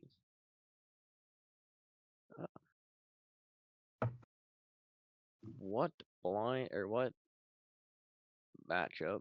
Do they want to pick jungle now, or will they want to counter? Or I shouldn't say counter. Pick their matchup into Tristana. Nope. It's going to be a Sejuani jungle pick here. Makes Definitely sense. believe that although Alawi can go mid, means the top laner already had advantage against the Darius, so I would assume the Alawi is going to go top and allow this mid laner to have counter pick again. Coming out with a purple wizard in Vigar because he promises to be evil. And it goes to Victor instead. It looks like a little bit of misclick on the V's.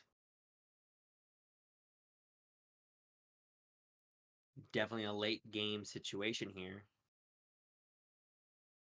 Yeah, they definitely have a lot of zone control versus a lot of peel. Could be some very long, drawn out fights. They definitely, RAWR has selected a team that is very much late game oriented. Darius definitely has that early game spike, and Trundle. So I think the Trundle is definitely going in the jungle. And the insta Akali pick. They knew. They're like, hey, I definitely like Baron Buddy's response to this. They didn't get the information that they were hoping for from RAWR early. The Alawi was definitely their pick into Darius, but we'll see how that goes. The Sejuani provides the CC to get out and disengage or engage. The Akali pick is a little bit interesting, but I get it into the Victor. Yep. The only thing I will say is it is Dookie we're talking about. I wouldn't put it by him to take Darius and have Trundle go jungle. Or top, I mean. So I wouldn't necessarily draft it 100% where everything's going. Doki's going to do what Doki does, and nobody's going to stop him. Exactly. Someone's got to keep it interesting. I definitely expect a lot of brawls in the top lane, though.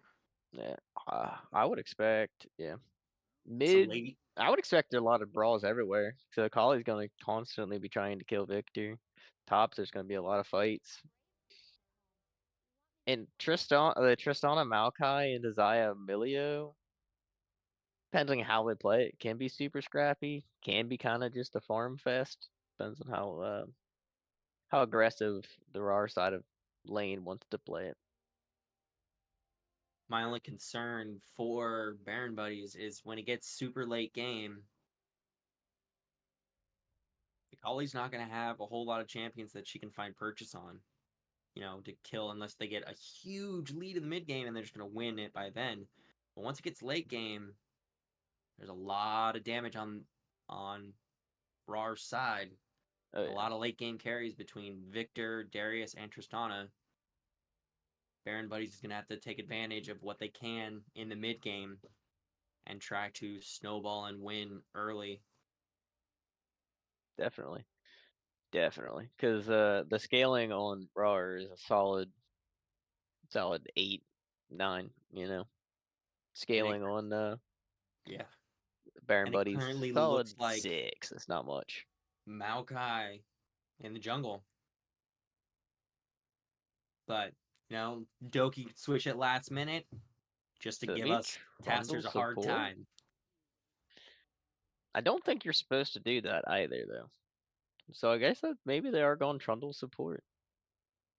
Yeah, let's get a little rule check on that. Can they make a swap before a certain time point? Oh, okay. And we're I being guess. told that when they lock in, that is the champion that they have to play. There is no swapping. So it looks like Doki is going to be playing that Maokai. And I think it's like you said, Trundle is going to be playing support. We're going to see some pillars and maybe some tank shred from Trundle. Gotta say, I've not seen a Trundle support in a good minute. I'm sure it still works, especially into Well, that's the something. thing. There's not a whole lot of tank between Zaya and Milio. I think that Trundle's only really useful in the Sedge, but a good pillar placement could ruin either their days. But it's also Tristana, and she could jump in.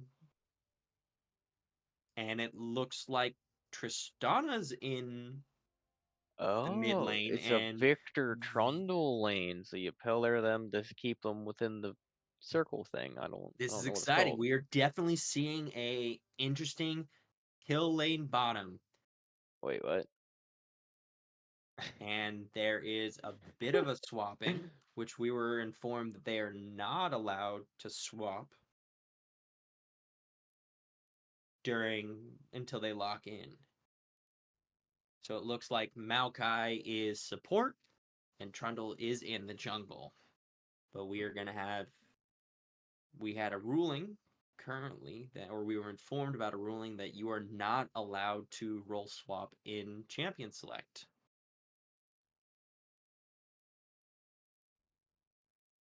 But as we load up into this game, we will proceed. So at a grade A through F, how are you feeling about both teams?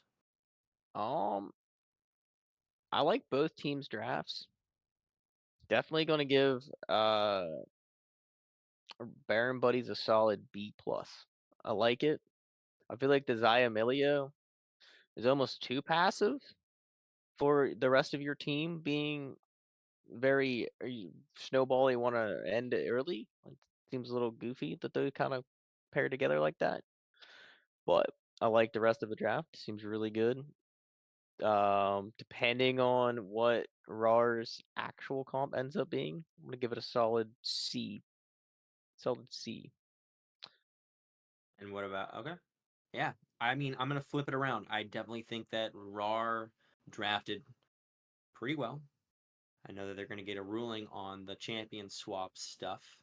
Or at least there's gonna be we're gonna get notified about what the conclusion of that is.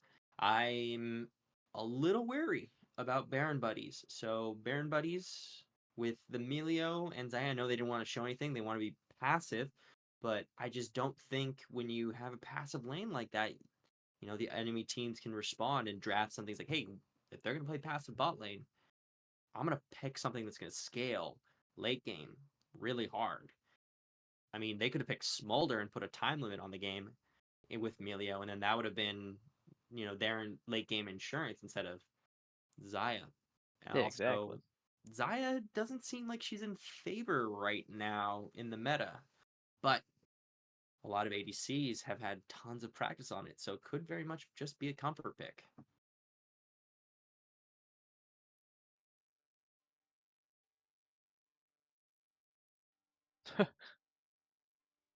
Okay. With the role swapping, we're being informed that there is a forfeit from this game, and that the win for game 2 is going to go to Baron Buddies by a technicality because of the role swap between jungle and support. RAR elected to forfeit it instead of playing it, and that is what we're being notified about. So apparently RAR was not feeling spicy enough to play the Victor Trundle bot lane. Can't say I blame him. That doesn't sound very fun. because of this. This does give side selection to RAWR coming into game 3. Will RAWR decide to take that counter? Counter pick for that last pick, or are they going to take that prio pick Maokai like they had always intended to? We shall find out. Kinda curious if we're gonna get almost a run back of the same draft that we just had, or if either team sees something that they're like, nah, we don't want to play that.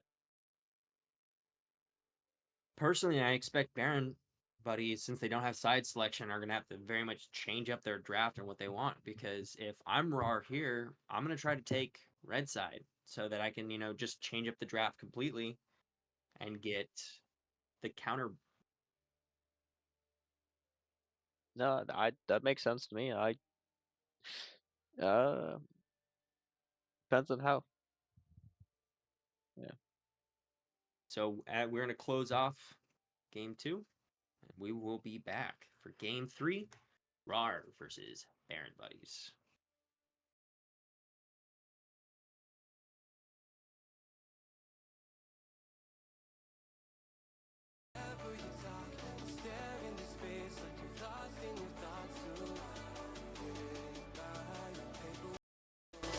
Tell me what's been going on. Tell me what's been going on. Won't you tell me now? You never answer when I call. Locked in a room and so withdrawn. Tell me what's been going on. Tell me what's been going on. I feel you getting lost. I feel you turning up. I feel it in your eyes when you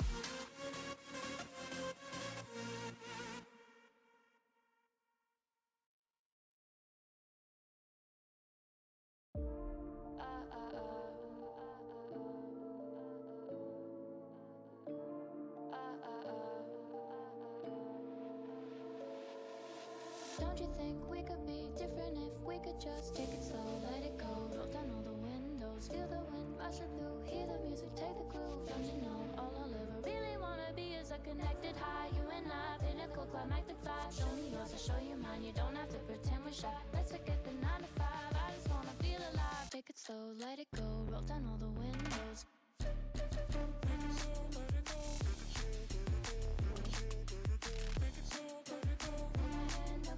Show me yours, I'll show you mine, you don't have to pretend you're shy. Take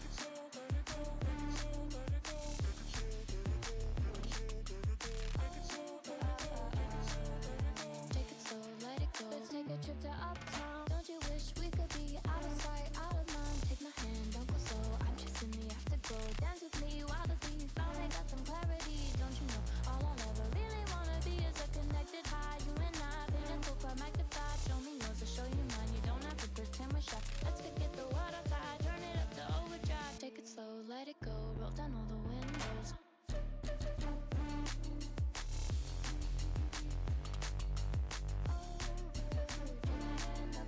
Show me yours, I'll show you mine. You don't have to pretend you're shy. Take it slow, let it go. Take it slow, let it go. Take it slow, let it go. Let it go.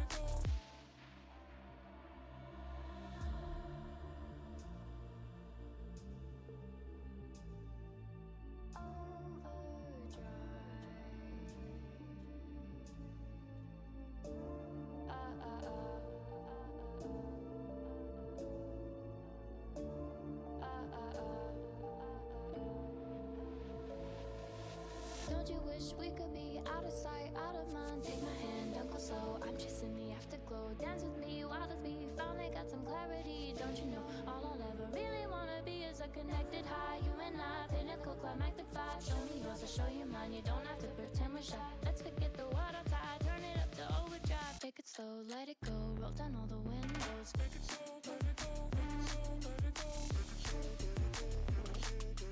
Take it slow, let it go. Take my hand, don't go slow. Show me yours, I'll show you mine. You don't have to pretend you're shy. Take it slow, let it go. Take it slow, let it go. Take it slow, let it go. Let's take a trip to uptown. Don't you wish we could be out of sight, out of mind? Take my hand, don't go slow. I'm chasing the afterglow. Dance with me while the beat finally got some clarity. Don't you know all I'll ever really wanna be is a connected high, you and I, pinnacle climactic vibe. Show me yours, I'll show you mine. You don't have to pretend we're shy. Let's forget the world outside, turn it up to overdrive. Take it slow, let it go, roll down all the windows.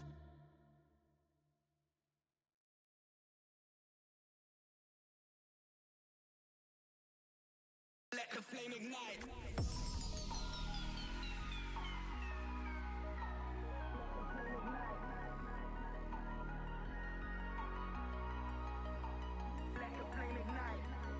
They like to judge me before they get to know me. But while you're joking, I was getting me some money. Flying across the country, now they're flying for me. Broke a record back in Donny, that's a different story. Don't ask me if it's wrong or right. This is for the lies you've been leading all my life. And you better run and hide. Let the flame ignite.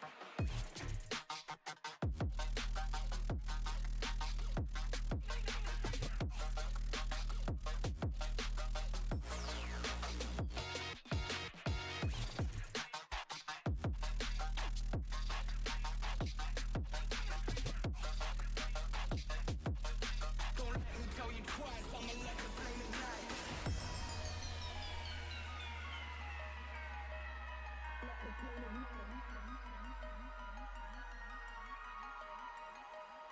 Let the flame ignite.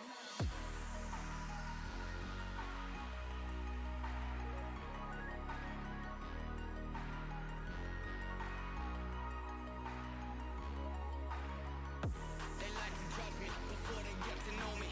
But while you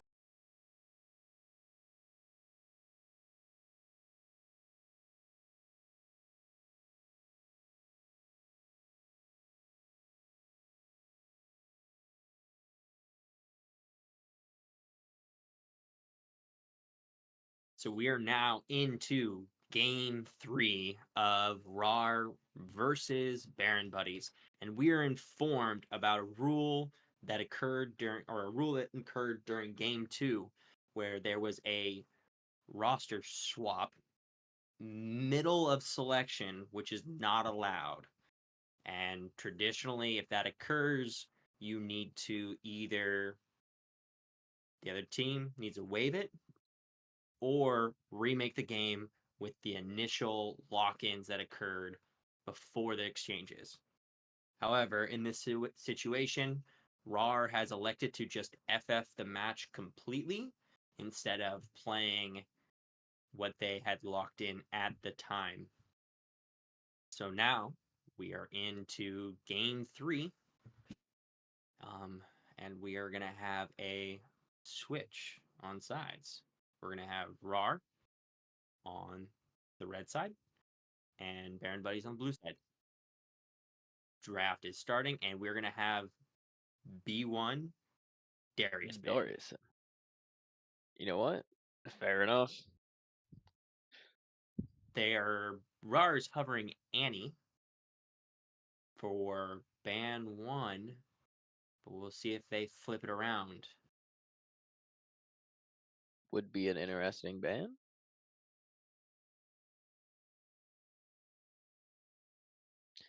Lately, it makes a little more sense.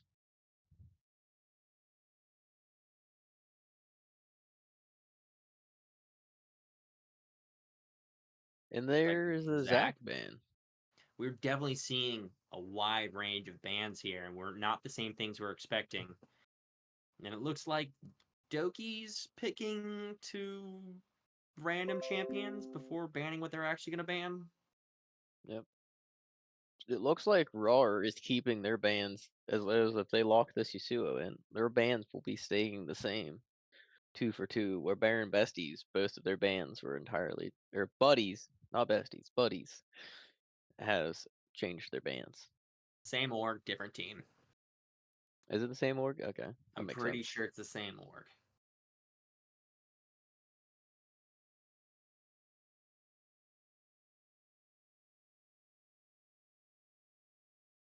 Now let's see. Do Baron buddies keep at least one ban the same, or do they 3 new bans? And the Mordekaiser They ban do? comes out. Silas for RAR, but they're just hovering it. They haven't clicked it in fully. That makes me believe that they think they're going first pick Maokai, and they, oh no, they're, take that back. That would not make sense. I'm not sure what they're going for there. And they'll stick to the Urgot. 3 for 3 for their bans to be exactly the same. Looks like RAR has a plan. They're sticking to it. As terms of bans, looks like Baron Buddies has a little different. There's Everybody's the picking up that Maokai. It is definitely a prio pick this entire series. Although we're only down to 2 games, it definitely got picked for that second game that got forfeited. now. Let's see where the draft goes now, because it could go in any direction. What is a RAR cooking up this time? They're picking the Milio. They see the Maokai and say, we want Milio to counter that.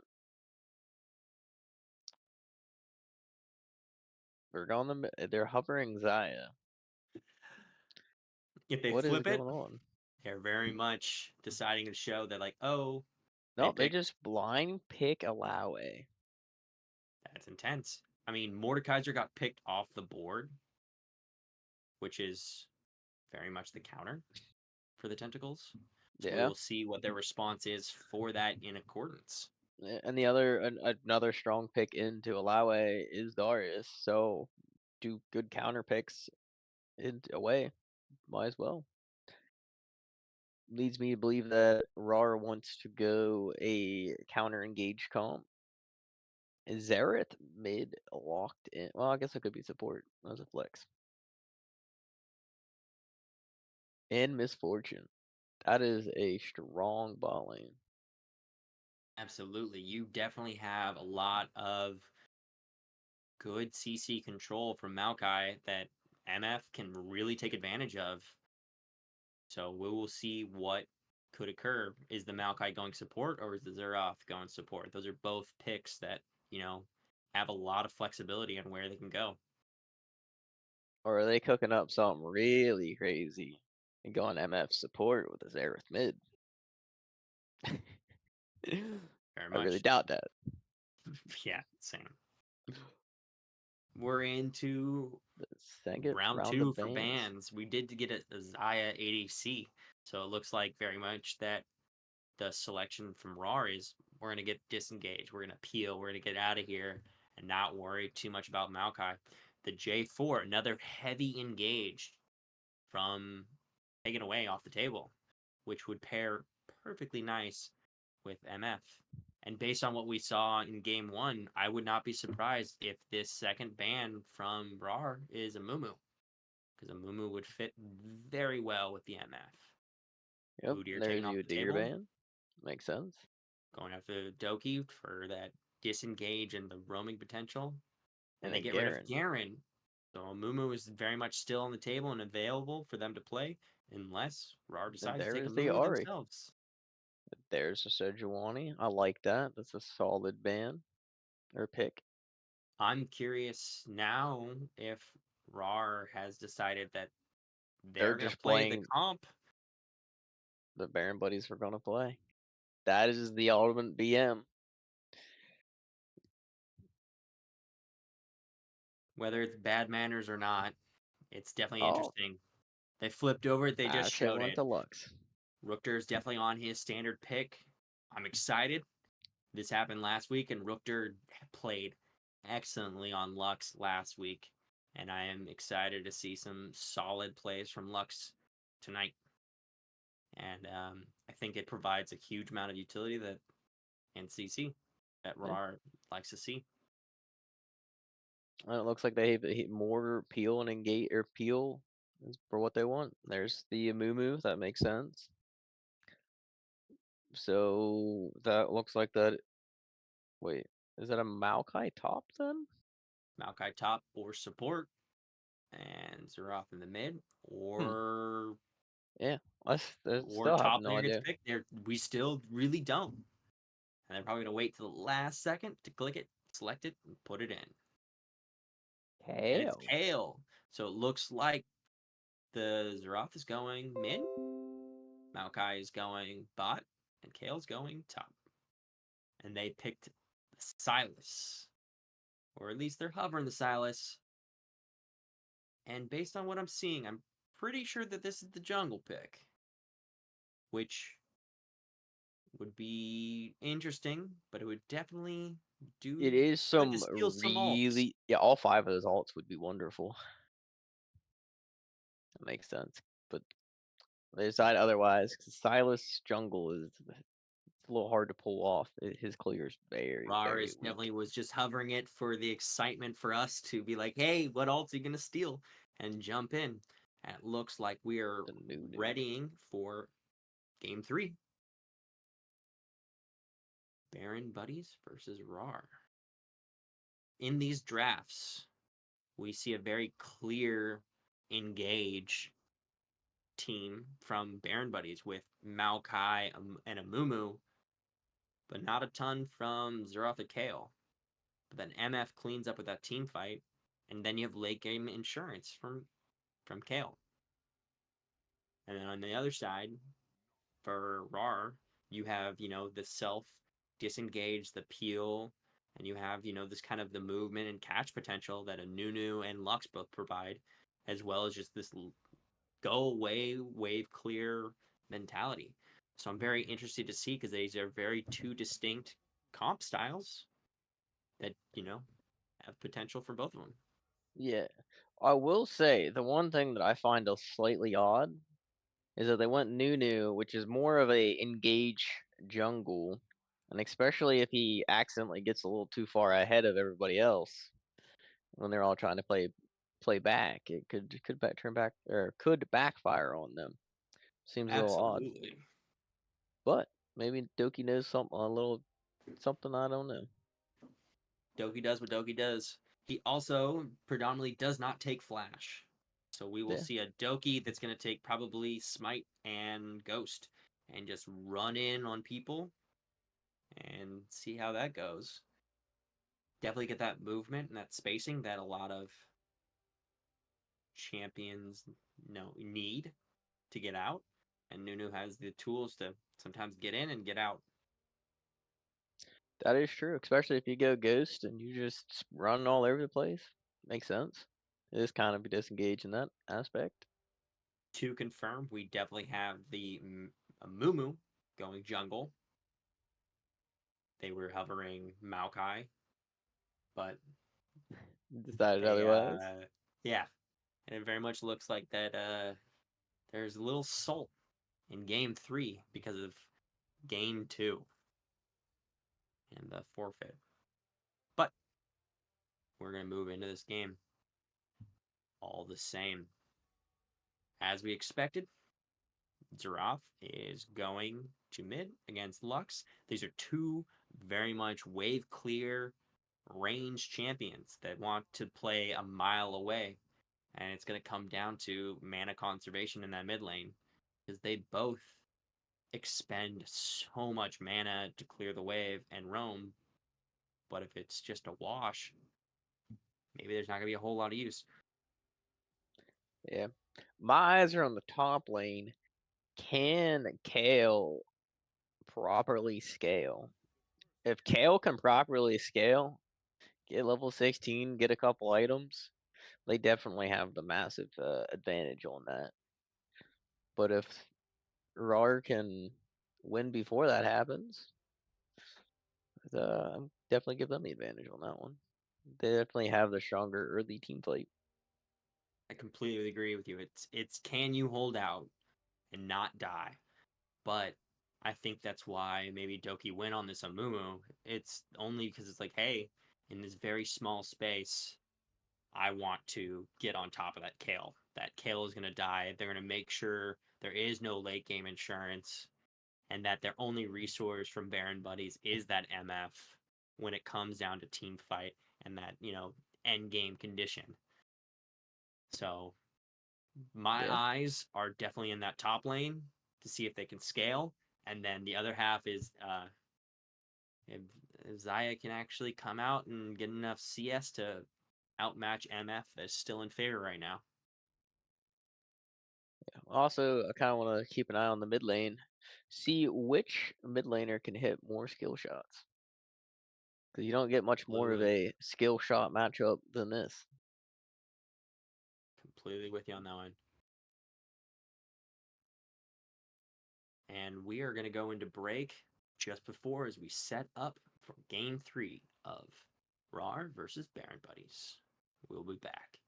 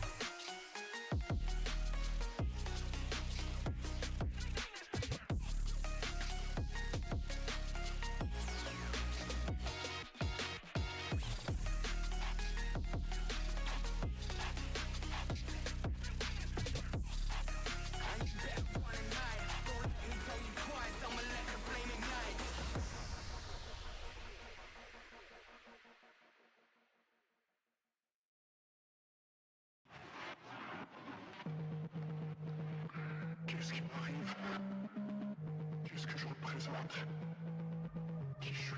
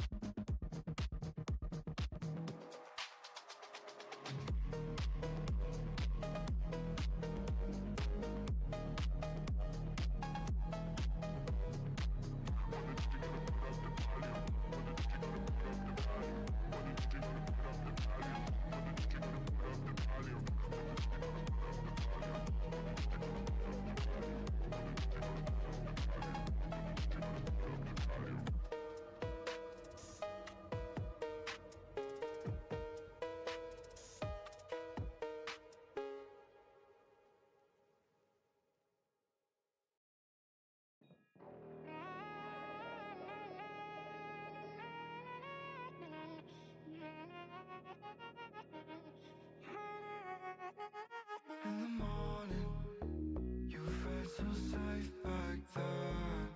Be honest, you live in your own circle.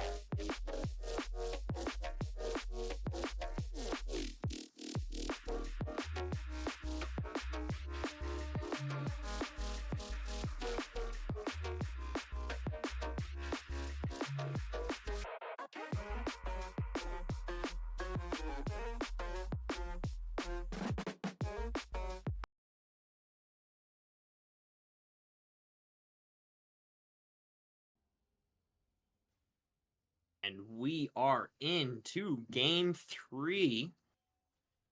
And we're seeing some movement. We have Baron buddies on the blue side looking to get into that invade engage like they did in game 1.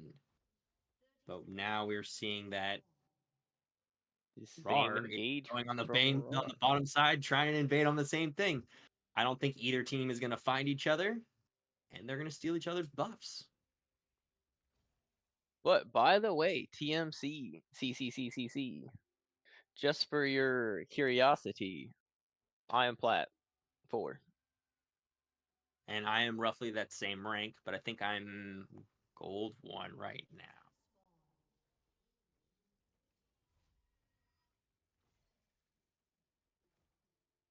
But just a background. But it looks like nothing too crazy coming out of here. It is interesting that Baron Buddies did get not 1 but 2 wards laid down, one on red and Raptors. Seems slightly obsessive. RAWR only left 1 for red. Interesting. We're See seeing if some that poke in vision the mid helps. lane.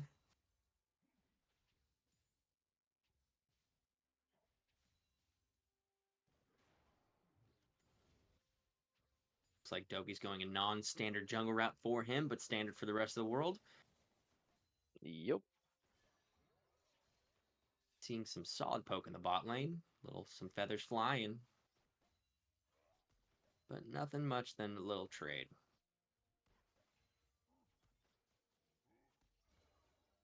Looks like Baron Buddies might try to push for that level 2 lead as Maokai moves up. But they respect it and kindly back off. Looks like Alawe is doing Alawe things. Kale's way back, as expected. Looks like some solid damage coming on Ruptor. Maokai goes in, knocks up. MF gets as much damage as she possibly can, hitting some auto attacks, but tries to step back. Looks like about an even trade on the ADCs. But Maokai has a little bit more damage than Emilio. Maokai stepping up a little too far for that. Getting some auto attacks from Emilio.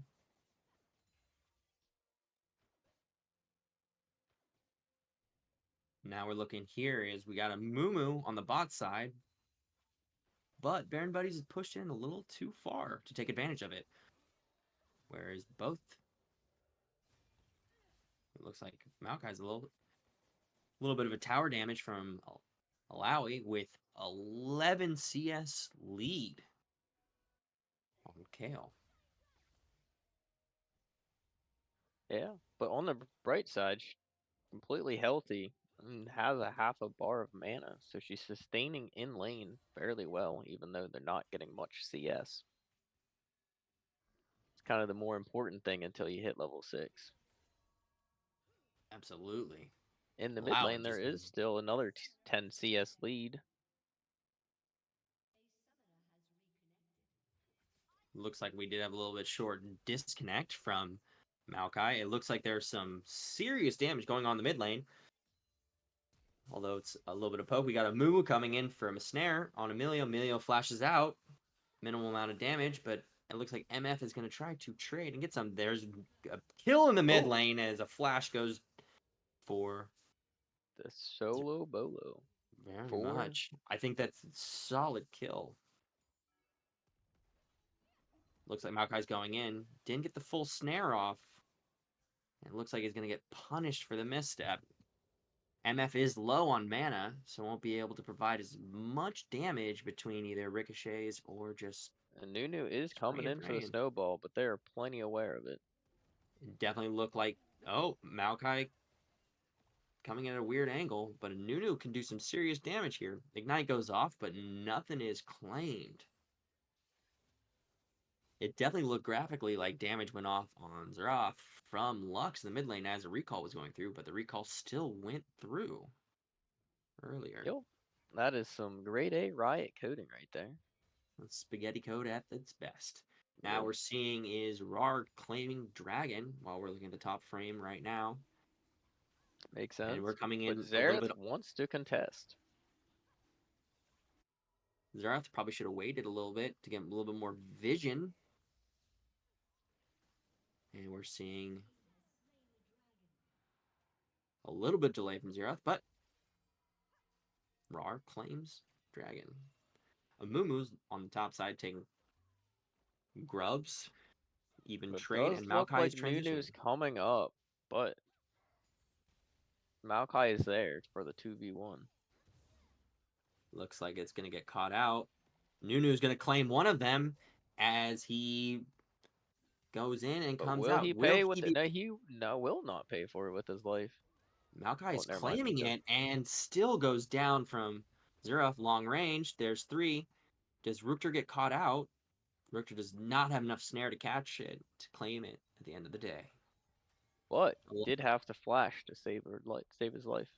Absolutely. Alawi going in, got full tower plate, and almost down for the second one. I don't think there's enough Will respect. Mumu hit the Mumu. stun? There we go. But Mumu did take the kill. And will probably pay for it. Nunu coming in here. Oh, no, Maokai coming in to save him. They're both low, and there's not enough damage output from either the Xerath or the Maokai to actually claim. But Alawi banging on Kale and not letting her get much. She's 25 CS down. Almost a solid 2 kills worth of CS. That is pretty much how the lane is expected to go. Although But Kale, the flash solid E pressure, solid coming in, and flash, the and 2 solo autos. bolo.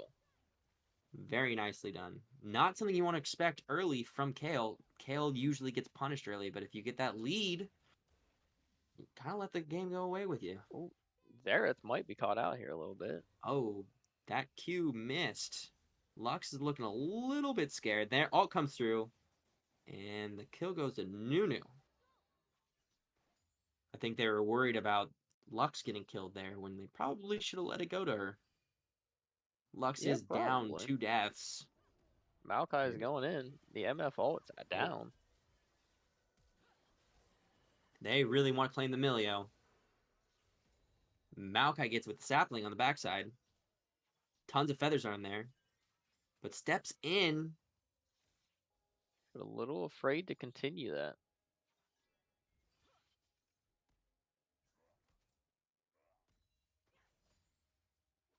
Definitely some clean plays right there. And then got messy at the end. There's solid stun, but no damage can be done. Does she hit it? Xerath coming in clean with a single kill. Alawi going in, jump, just brawling. Nunu's coming in to claim some extra damage. See if we can get a stun off. Probably ends up hitting the... And then steps away.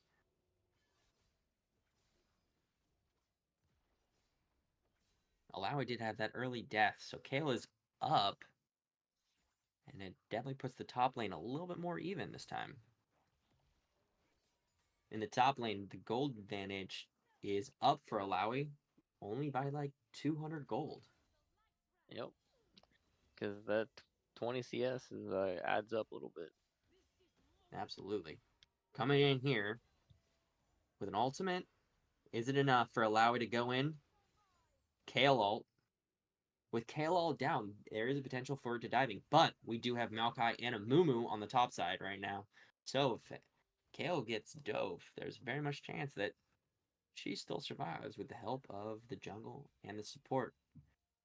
Looks like a Mumu is moving up, but a Nunu is coming to mid and just hits it Looks like briefly. Baron buddies are trying to set up for round 2 of the Void Grubs. Looks like ult comes through, missing that auto attack from the Q, and Xerath just laying down the ultimate, and MF coming with the ult. Snaring from Maokai. Amumu comes in to hit him. Does have one charge. Amumu tries to get some health. Maokai. Amumu ult. Ult. Kill goes to Amumu. Amumu moves over into the grubs. MF and support are both here to help out and claim this. It looks like that will go down uncontested. Unless Alawi does something cheeky over the wall. Not sure that's going to happen. They're definitely going to get 5 stacks on here. With Baron Buddies up 8-1 and a gold advantage of almost 3k is in 10 favor minutes. of Baron Buddies. But the game is early. We've seen flips occur at any stage. Especially with a team comp that is as easily to just get a pick with with Lux. Absolutely. And, Luxon come in with a snare and an ultimate and clean it up. A good Amumu ult. Fantastic. Mumu ult comes in. Zyra ults out to save herself. It does not. Cleans up by Xerath. Nunu's in the bad spot. Lux stepping back as much as can. Snare goes on to 2. 2 doesn't fade. Ult goes through, only clearing that half the health as they step back. Nunu is trying to move further back, but is getting proxies on the backside. He's going to come around and ball around. We got brawling in the top lane, but no kill goes over. No, Alawi did use ult, but did not quite get KO. We do have Xerath right here. Amumu comes in with a snare. Xerath with a kill. Xerath is 4-1-4. Out of 11 kills, he has 8 participation and only 1 death with an 8 KDA.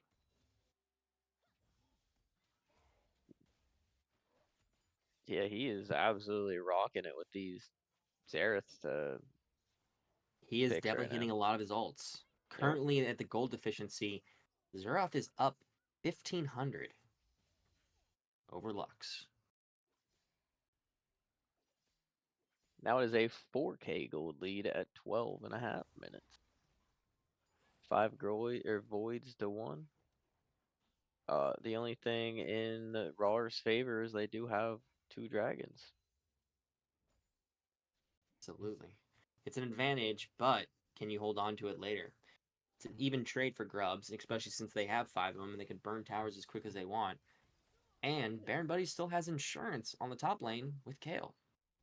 She's about to hit level 11 and get that next power spike, but it is going to take some time to get there. There's Xerath coming in with some ulting out top. ults. Kale still has ult if she needs to do anything, but Xerath is going to come up here. But before we get there, ult Flash goes ult through. to get him.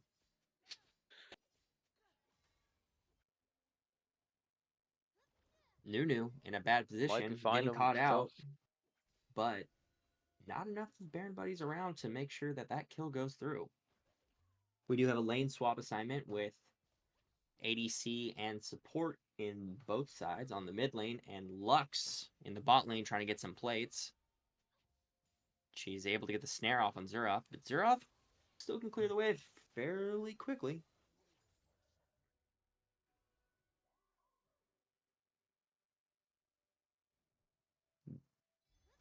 Nunu on the side lane coming in, trying to get some CC on Maokai. Maokai snares and knocks him up.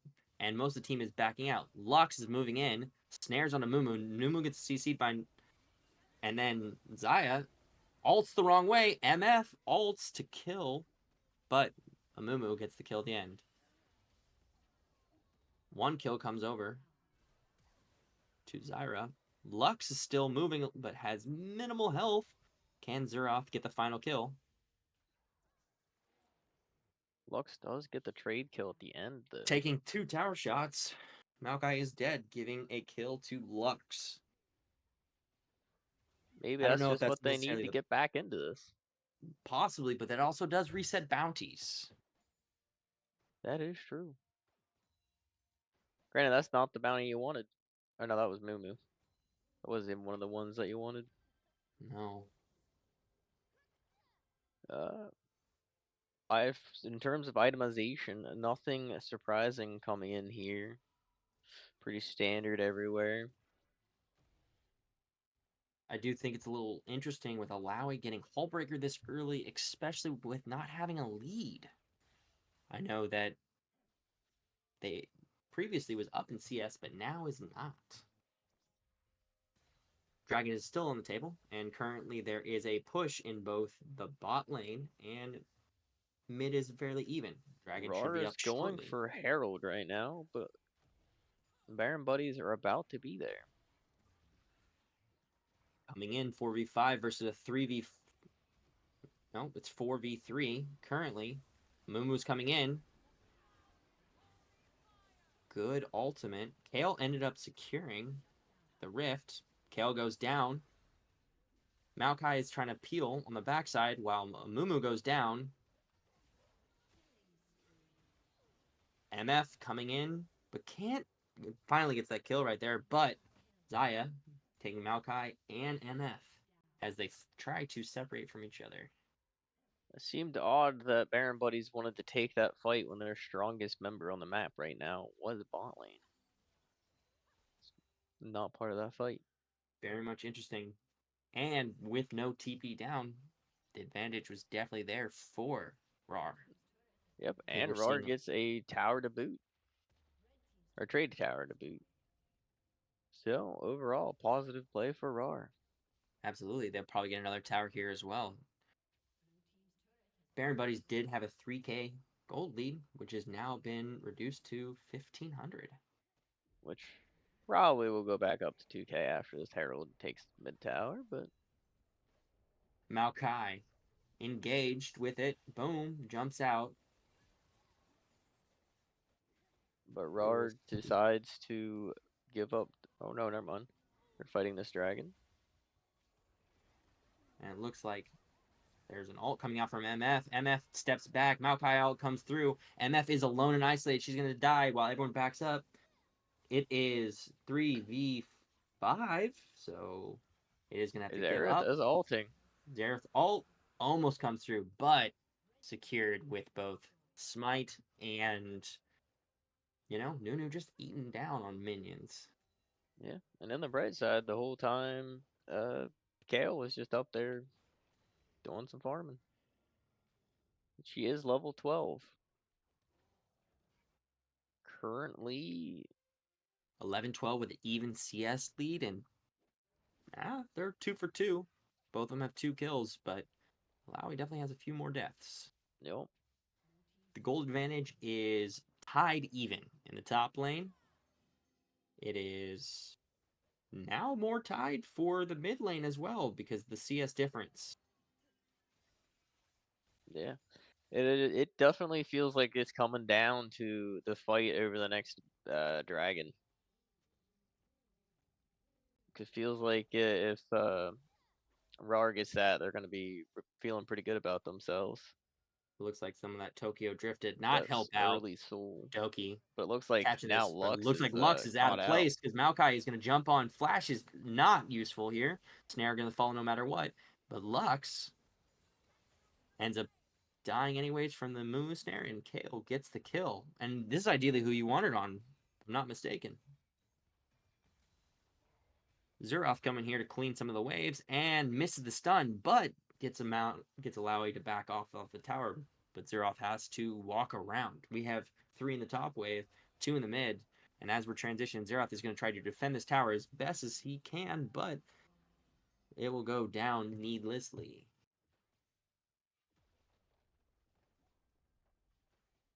As they're going to trade, Maokai's trying to protect this as MF just casually hits the tower and takes it away.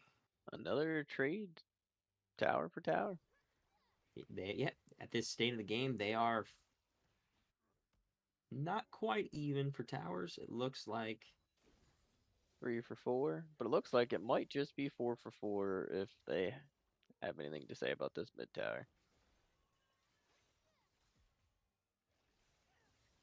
I would say on my map, it looks like it's going to go down fairly quickly here.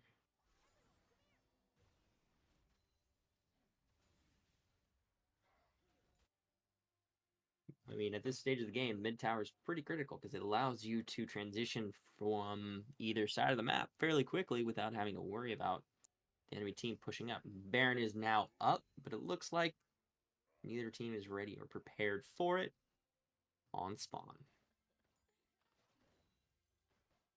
Yeah, I don't think either of them are going to be testing or fighting Baron right off the spawn. I think both teams are just waiting for that next dragon. Baron Buddies really want to deny that soul. RAWR really wants to get that soul so they can keep trying to snowball the game. Absolutely. We are seeing Lux transition into the mid lane where we do have Maokai and MF both there, hopefully getting tower. So 2 and 2 in the mid.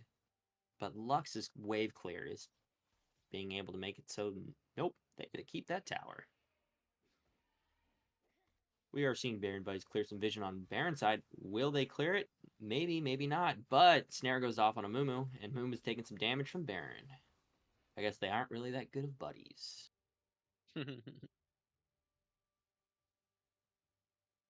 Top 10 saddest betrayals of all time. Absolutely.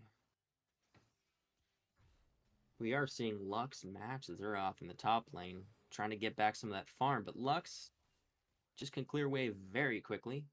And it's showing that, hey, just because you got the kills, I can wave clear and stay in the game.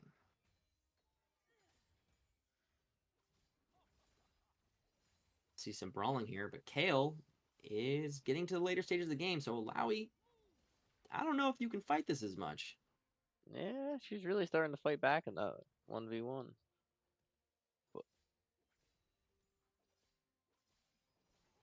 Baron Buddy's doing a pretty good job of making sure that this Kale is alone to get as much EXP as possible. But we will see if this Maokai steps into the jungle to get more vision here. Looks like they're prepping for Dragon. However, there is limited vision for Baron Buddies. While RAWR knows that they're coming. Yeah. It is 5 there. Lux is stepping up and getting in there. A little bit walking behind. around, getting a little risky. Maokai bumped over.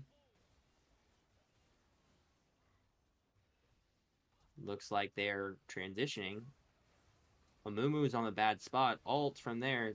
Does Kale die? Nope. It looks like Baron Buddies has to step back because they were not ready and too low and they got caught. Nunu is going to clean up here. Claiming on Kale. One last eat. Emilio going to take the kill on Xerath? He is. He took both Kale and Xerath. Last moment. And then Zaya definitely takes that last kill. That was huge for the RAWR snowball, because now they can get soul and get at least inhib tower. That TP was critical. That was very well played from a macro sense. RAWR transitioned into that spot where they couldn't see. Baron Buddies went for a wrap to see if they could find it and ended up losing way more than their lives here.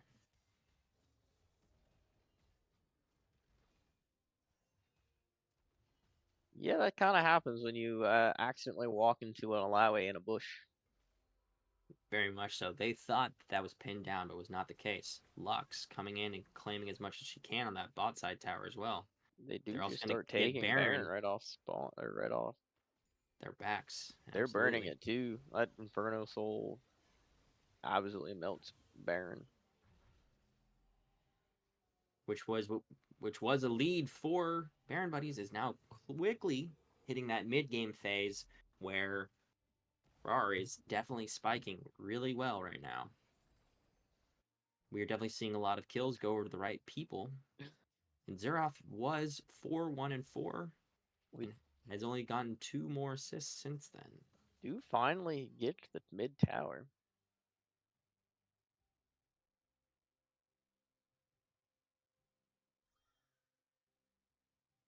I think at this point of the game, we need to see some solid engages from Baron buddies with the advantage that they have in terms of Maokai ults and Amumu ults and MF. I mean, Xerath is definitely there to poke them out and get some extra advantage, but if they let RAWR step in like this, they're not going to be in a good spot.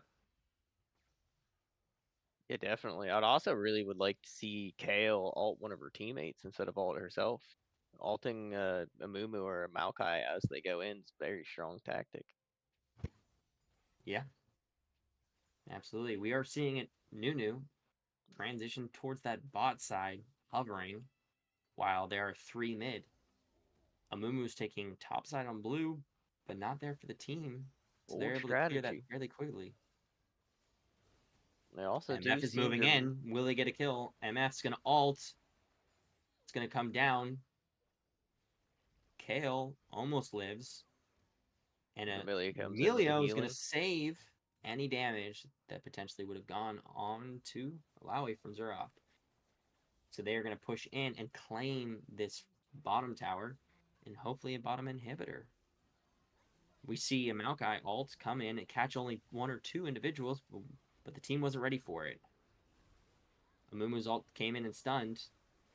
Nunu definitely slowing everyone for Lux's ult to come in. Lux going to catch MF. And it is going to be That 1 for 2. looks like they're going to continue to push. It's a both strat. Baron buff is still active. So they definitely have the advantage there. But there's Kale. They are going to keep pushing this tower advantage and take tower. The Looks like minions Maokai's are going to doing move forward, but Lux is going to catch them with a snare. some work, but not quite get the top inhib. Kale's able to clear that, get some stuff. We're getting DC from MF. Appears that it's still not there. Oh, nope, they're back now. I guess there's some client issues that everyone's getting. Yeah. There is a 5k gold lead and Baron Soul. The question is that enough of a lead for them to, or for RAR to finish out the game cleanly? Or will they allow Baron Buddies to continue to scale? We will see. Definitely see like Melio's trying to get some vision on this bot side. Maokai's hovering, but he doesn't have any other people. Gets caught by Lux. Lux throws down a Q just to see if she can get some extra damage. KL recalls a reset. Probably going down to that bot farm that MF is actually already clearing. This might not be the best spacing between them. Nunu balling down, ready to catch somebody. Maokai on the flanks, but the team Maokai isn't really looks available. has Maokai to flash flashed to get out. out.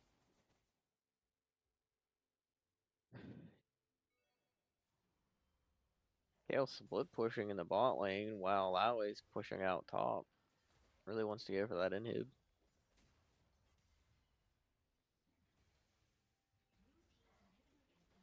Lowry's going to take that inhibitor and step back out. Kale's clearing what she can. Mid is going to go down. Some tower damage. Lux all come through and annihilates Zera. This is 4-5.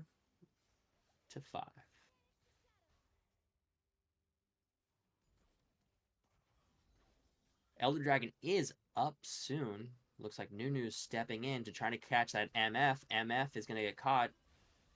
Lux ult's going to hit Amumu. Maokai's going to go down. Nunu's stepping way too far in. Alawi just in front of everybody. Just tanking Lux, so much damage. so much damage. She ends up getting caught. Lux ult comes through and just blows up Kale. So now it's 3-2.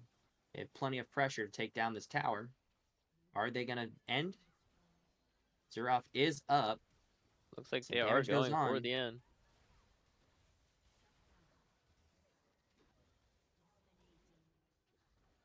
Zerov is low. It is 2. Is Lux. Is she going to get it? Nope. Going to flash over. Going to get stunned. Maokai Root's going to come in. Emilio's going to get stunned by... Emilio's going to try to step in. Gets killed. Lux is alone with Maokai. Their base is getting annihilated by supers. But I don't think they can stop the supers. I don't think they can stop the supers. RAWR There's did not just enough down. enough. Emilio gets the kill. And this That's what you game call winion difference. goes to the minions. So that is a recap for game 3, and I have to give the victory to the minions that sacrificed their life for everything. So game 3 is going to go to RAWR against Baron Buddies. At the end of it, game 1 went to RAWR for a longer set game. Game 2 went to Baron Buddies in an FF situation on rules and letting RAWR said they wanted to forfeit it. And then game 3 went over to RAWR again. We are going to go into the other side of the bracket now with TD Poro versus... Well, not sure what the other team name is off the top of my head. I should. Divine Temple. Thank you, Soul. But yeah, that was a very well fought series for both teams. Both of those games could have went either. Oh, you're gonna break. Okay. So, I mean, that game went excellently. I think that Baron Buddies had that early lead and they were in a really good spot, but later down transitioned into something that was a little bit, hey, let's play a little slower. Let's get our CS up. And it's very clear Rookter on Lux is like, hey, I can clear this wave. I can push this back. I can get more CS than Zerov. So it showed that CS advantage is so much more important than just getting kills. And they were able to transition that on the map, set up more established, and because of that, RAWR came out favorably in that scenario. Yeah, you definitely see a couple good fights that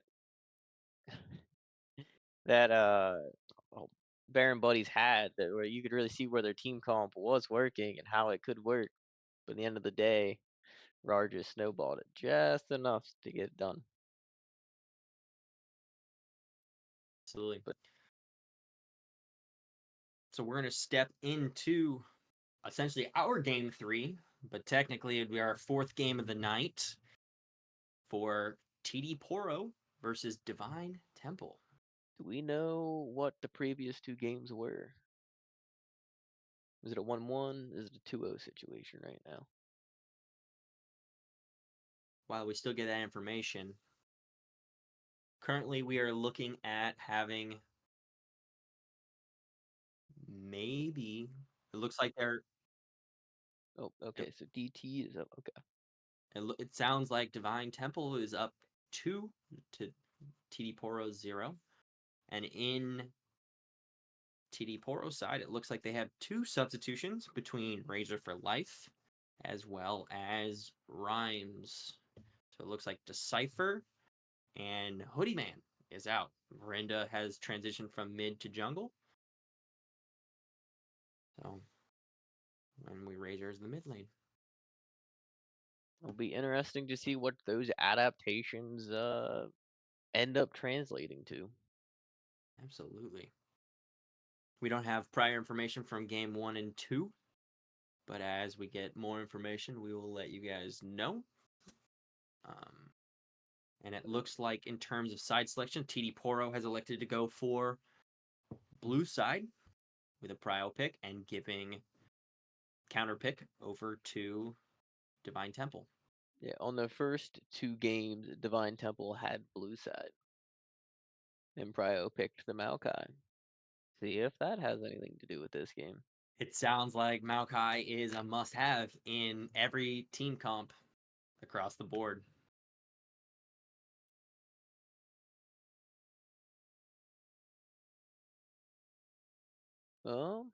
Yeah, it seems like both games there was some interesting picks.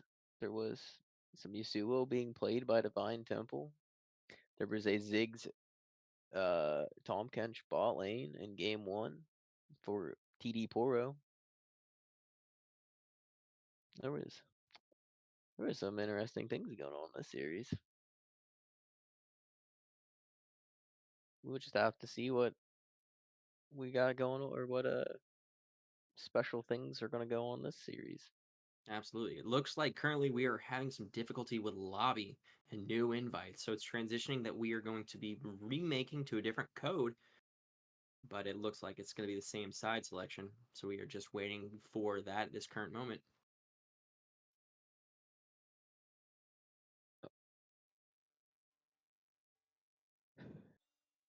So, do you think that TD Poro will be able to make adaptations and take one game off, or do you think it's going to be a 3-0 swipe for Divine Temple? As one of the org owners for TD, I've got to root for them always. And I do have some faith in Razor. He's a fantastic mid laner, and I'm excited to see what he does. That would One make of the sense. elements that is harder, that will always be more difficult, is there are 2 subs in there that the team hasn't played with on a regular basis.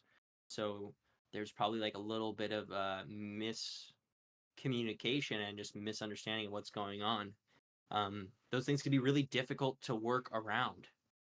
So, and especially when one of those subs is your support player or even the ADC, it could be kind of hard when your bot duo's been so used to playing with each other.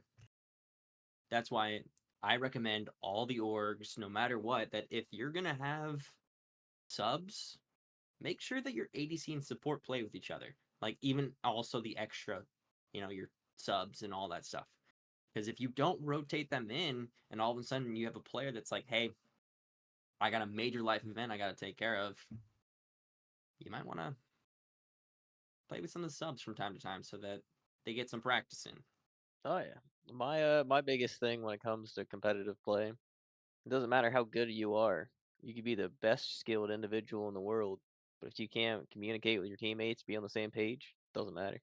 I'm about to say, you and I both share a top laner, so we might want to trade some subs too. Maybe one of these days. That goes out to you, I TLP. I heard that I heard Italian's not bad. I might trade one of those with you. The Italian? Yeah, an Italian sub. Okay. I'm talking. So I'm getting hungry. I want some food. I am too. I was say I was like halfway through. I was like, wait, that sounds pretty good.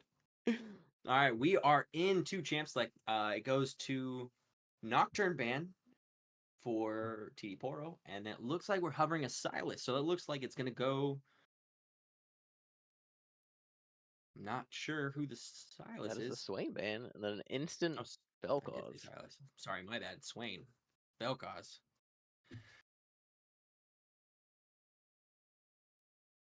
Looks like they do not want a Maokai flexed. Say get that game champ out of here. We're bored of it. It looks like in general, everyone has been like, all right, we've seen enough Maokai. Let's get it off the board. There's a Trundle Trundle and ban. Olaf. Olaf, that's interesting. Makes sense. And then instant Mord lock in. That is some solid. I mean, there's a lot of counter picks, but if you know that you're going to get counter picked anyways, might as well draft it early. Looks Yeah. like we got a Lucian. I know that historically Lucian Nami has always been really good, except for, I don't think it's been that great this patch. I think a lot of the other heavier tanks have been better with Lucian. And I mean, obviously, my personal favorite would always be Braum and Lucian, but can't always get that one. Well, no, I think the last. If I look at the draft again, I think the last 2 games. Well, never mind. That's Yasuo mid. That was a Lucian ball lane. And we get Emilio. I Emilio think that Lucian doesn't get much thoughts on stronger than Emilio. that. Emilio's very much a strong pick here. Definitely gives Lucian what he needs in some levels, but we'll see. Coming out with hovering an Ash pick. Not a bad answer. Gives you a little utility. Do like it. Looks like TD Poro's going for more of a pick-oriented team comp. The last minute, the flip goes to MF, going for that team fight. It definitely. And a Blitzcrank. Trying to get some spicy, trying to catch some people out. I think that's interesting, especially with the amount of spacing Lucian can give. It's going to be difficult for Blitzcrank to make those kind of hooks. Yeah. But I feel like you pick Blitzcrank in that for trying to pick off Milio more than you do Lucian. I mean, at this point, you grab any target you possibly can. Yup. And then very much for Divine Temple, it's if you see a Blitzcrank, do I pick more And tank? the And they do not. They pick Akshan. Sean. As we go into phase 2 bans, looks like maybe Divine Temple is going to more target ban the mid laner since Mordekaiser's picked, or they can go after Verinda's jungle pool. I'm gonna say that's probably more likely. Because, well, I don't know. It could go for a little bit of anything. There's a J4 ban. Makes sense. It's a really good strong combo with Misfortune ult. Absolutely. And what do TD Poro want to take off the board? Probably pinch the jungle as well. Force a better matchup. Or actually, yeah, force a better matchup. Definitely depends if the champion pool depth is there or not. Is it worth banning? Sedge coming out as a ban. The Vex to instant counter. Vex. Vex definitely gives you the range that you want against Akshan, but maybe it doesn't fit the team comp perfectly.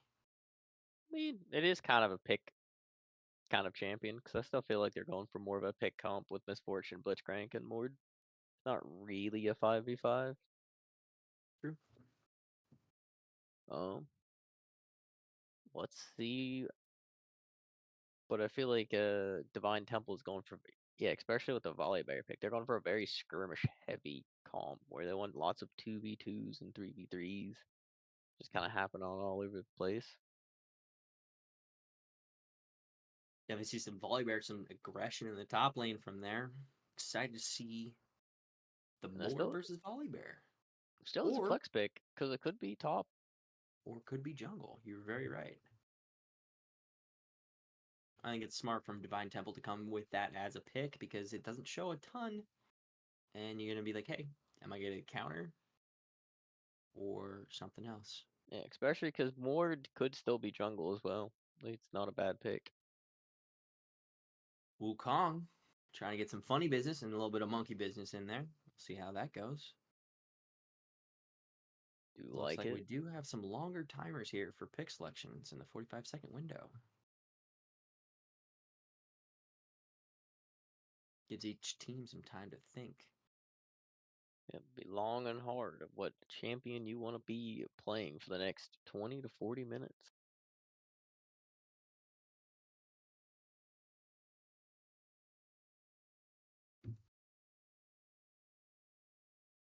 While we stall, 5 seconds on the timer.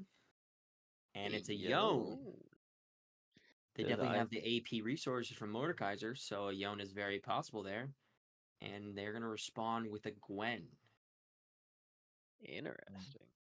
While I have definitely seen some Gwen jungles, I am not seeing a ton of CC from Divine Temple if they go with the Gwen pick. Because Yeah, between Milio's Disengage and Volibear, they're limited on what they have there. I do like that Gwen pick, especially if you can. You probably would go top in the Mordekaiser, and that's not a bad matchup for Gwen if you can get through the little bit of a rough early game. Makes sense.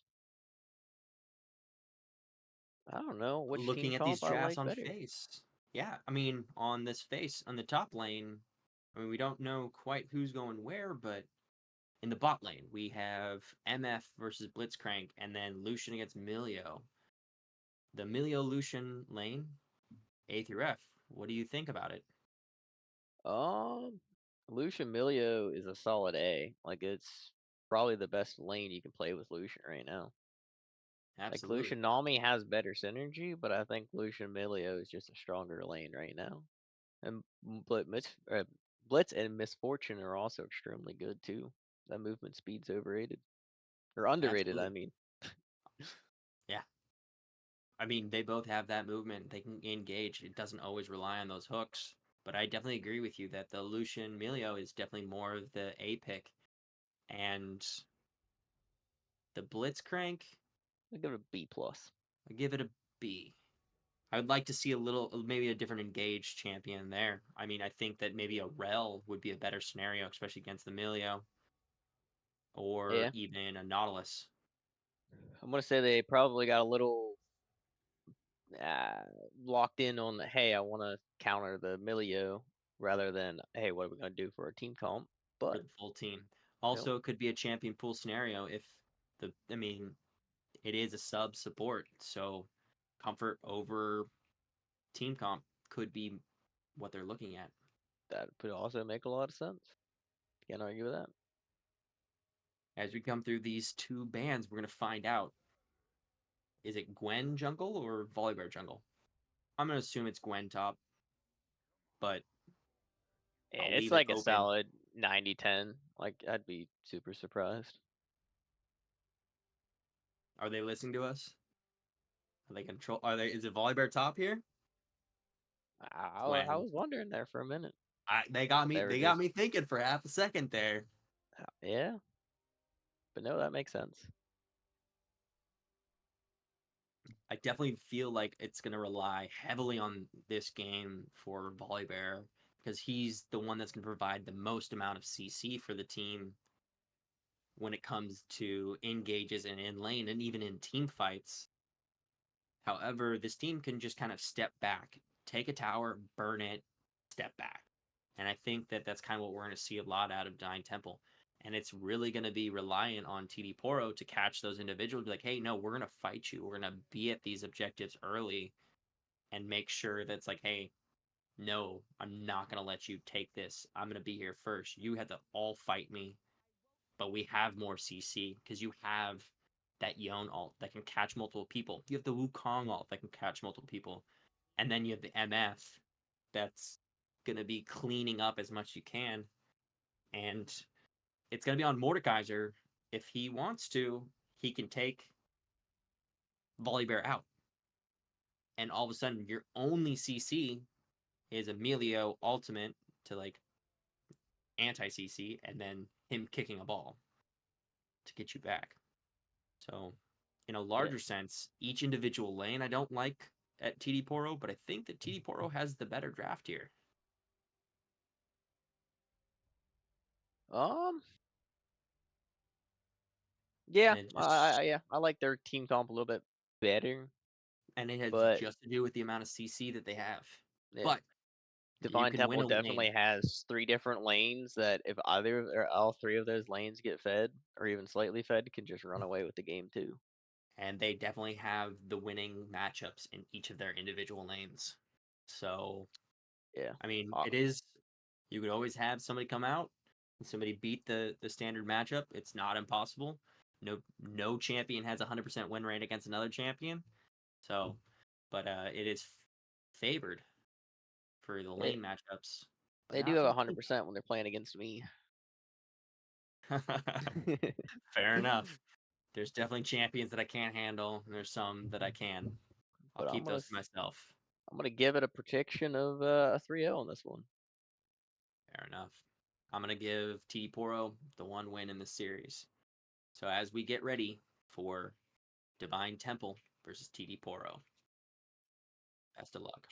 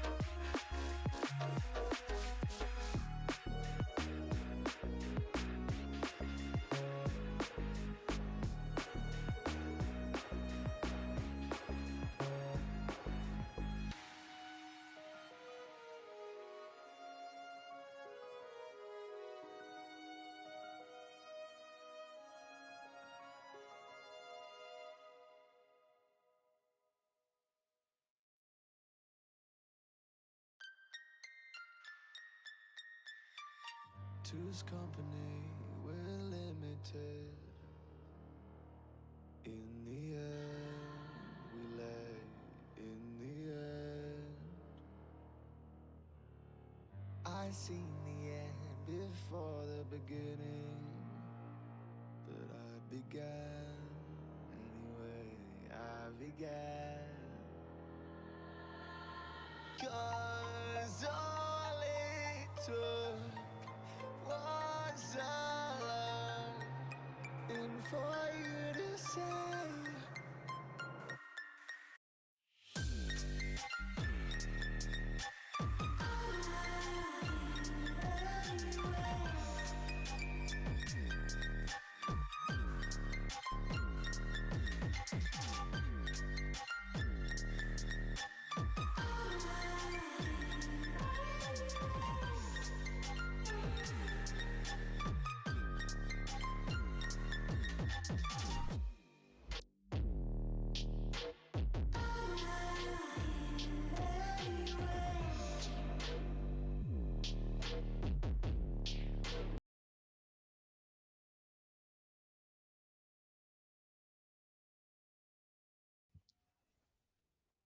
We are into game 3, Divine Temple versus TD Poro.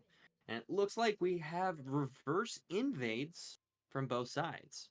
On the blue side, we have TD Poro trying to sneak in on that top side.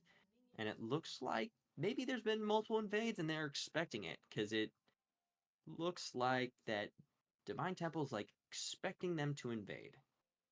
But sadly, they're not going to be anywhere near there. We do see some pings out from Divine Temple, expecting them to go onto that red side.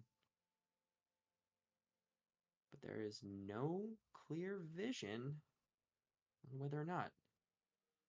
When you have a Blitzcrank, it's kind of expected. What? No, it looks like they're clearing out. Looks like Wukong did stay a little too long. He's going to get seen. Yep. There's vision. And they're going to see Gwen on that backside. It looks like maybe TD Poro is going to step in, step around, but they are stepped on a ward. Hook Ooh, goes over. just goes just far out of reach. And it looks like Wukong is going to take that red side away. But it is on a vision ward that they know the timers. We do see Volibear transitioning into that bot lane, but Blitzcrank is coming to mid. Is he going to hook? He's going to hook. Send it over. Get some solid damage. Rokshan. Volibear is going into Raptors. Will he get seen by Blitzcrank as he transitions down? No, Blitzcrank is going to stay mid to try to cheese again. Waiting for Wukong on that side flank. We got 3 in. Boom. Hooked in. Ignite goes down. Flash goes out. Wukong is losing some tempo here, but can go to blue side and clear. Yeah, it looks like they're just gonna have a split mapped situation. Absolutely. It looks like Blitzcrank is going to take the long way around and going to catch Volibear on that grunt. But I don't think Blitz can do a whole heck of a lot with his teammates there. But it looks like Melio and Lucian are right there. We're seeing some brawling in the top lane. Exhaust and flash. Oh, and a hook. And another flash from Lucian. And a flash Blitzcrank for flash. is low, but there are 3 bottom.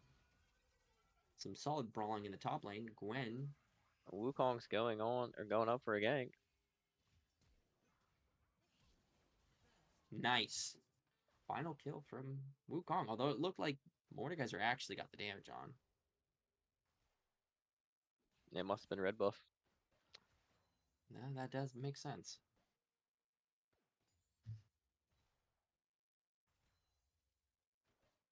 Goes back to clear some more of his jungle camp.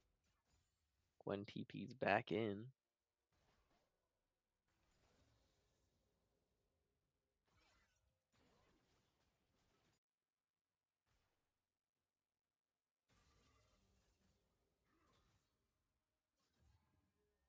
We do see Volibear hovering around on that mid side as Yone tries to do as much damage as he can, waiting for it to return.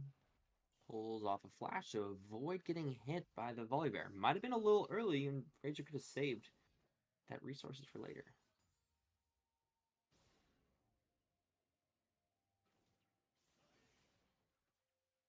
Yon looking to go heavily aggressive on this auction. Yeah, looks like Yona is pretty successfully out trading the auction, but auction's probably a little scared to step up, not having any flash. Kaiser just banging out as much as they can, but it looks like it's going in favor of the Gwen. Some solid damage over.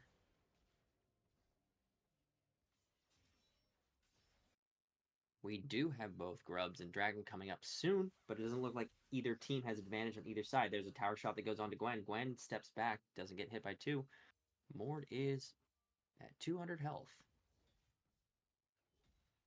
It looks like there's a slight CS lead in the top, ever so a slight CS lead in the bot lane, and for TD or T. You can call him Poro. Just use Poro and Divine Temple. We Okay, do fair have enough. Yon Oro and Divine Temple. coming up That's to right. top lane to do some ganking from the mid. Volibear is trailing behind. Looks like they'll get out. Or it looks like Volibear wants to continue the gang. Mord's looking to pull. 2 tower shots on. Melio is on the top side, ready for Grubs. They're low, but Wukong and Blitzcrank are on the bot side taking Dragon. Nice lollipop effect onto Lucian. Looks like Yon is moving over into Grubs.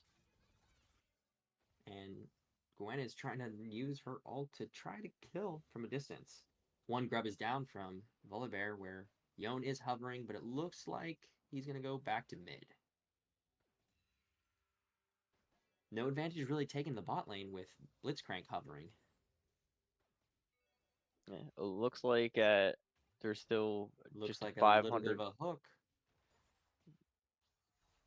There's only like a 500 gold lead, which is pretty much first blood.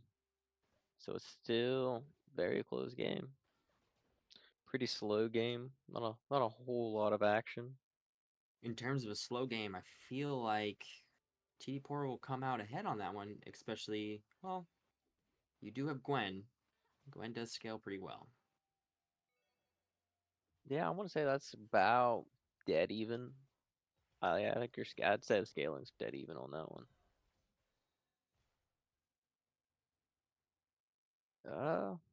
Looks like Auction's trying to do something a little sneaky down here.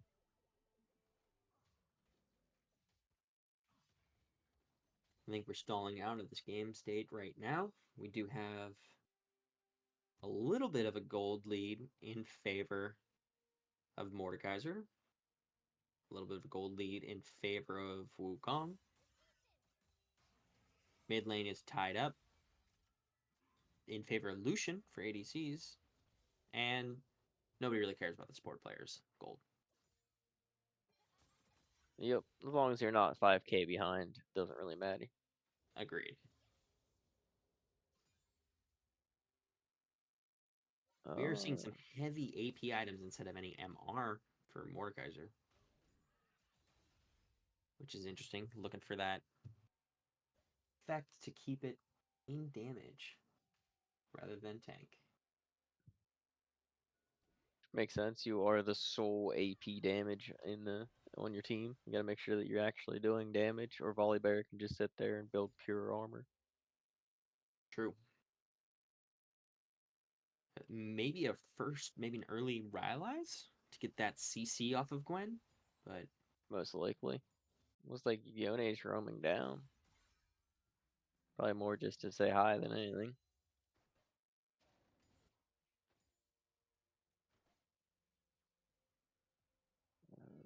we do have a back on the bot lane.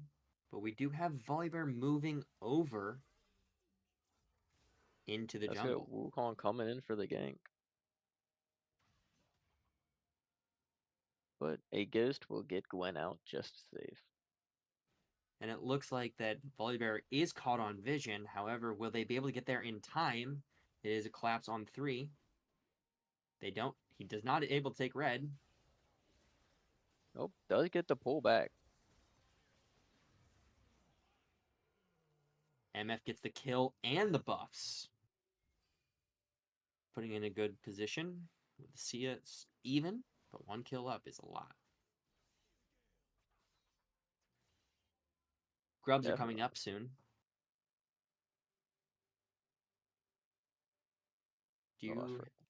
I have a freezing delay, so I'm assuming they either paused or there is a spectator glitch. Yep, I also froze. Oh, nope, there we go. Oh, yeah, I think they paused. We are back into the game. So if they pause, and that's Nance. Soul, can you get a countdown for where your timestamp's at?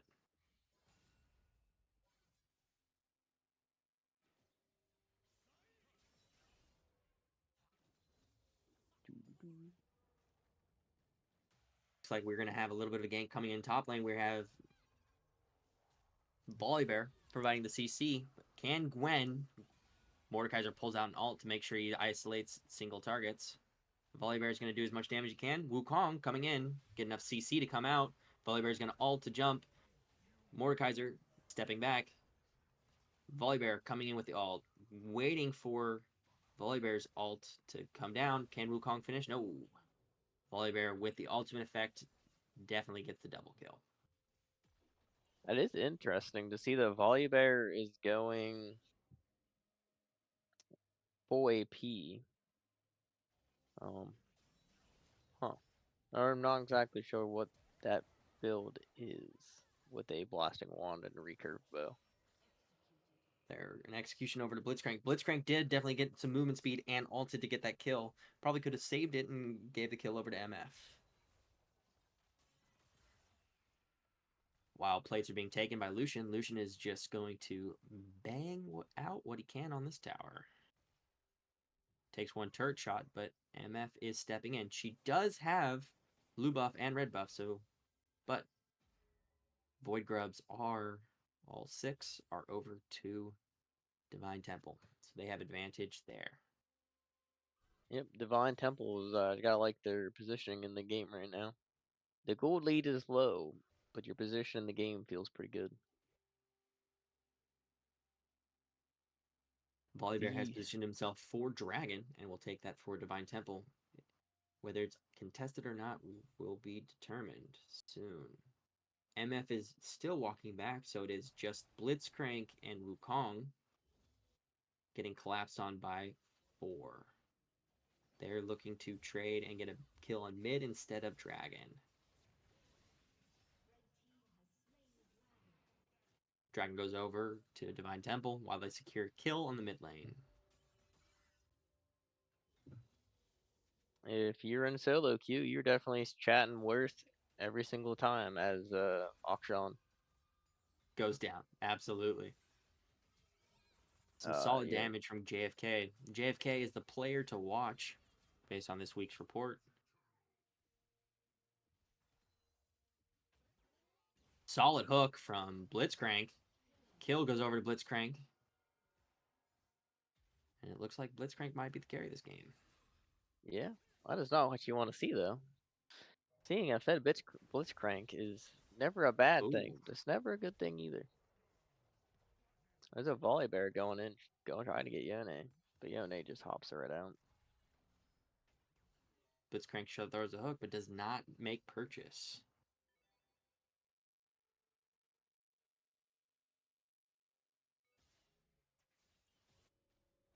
Definitely seeing this kill advantage. However, kills aren't on the right target, so you're seeing the gold being even for every lane, minus the support players.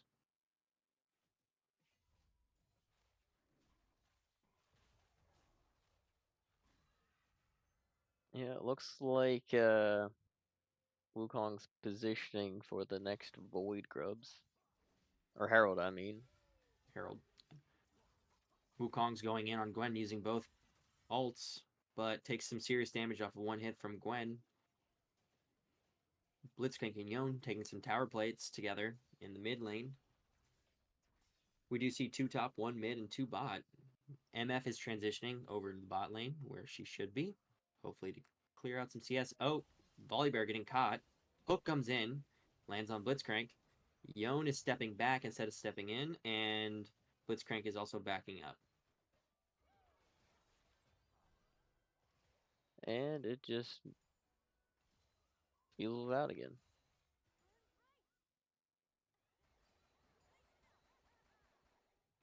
Not exactly the best all position, and it looks like MF is stepping way too far in a straight line But to, just and the barely get kill does out. not get confirmed on MF. Gets out with less than 100 health. Mordekaiser and Wukong heading topside to catch this Gwen. CC does hit, but Gwen makes it out safe and sound.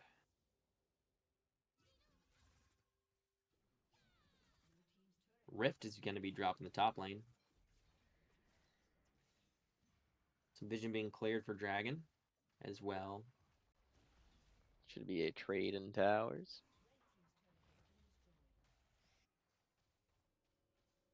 There's no response from the team on the top lane, so there is a chance that this Rift Herald is going to hit the tower twice.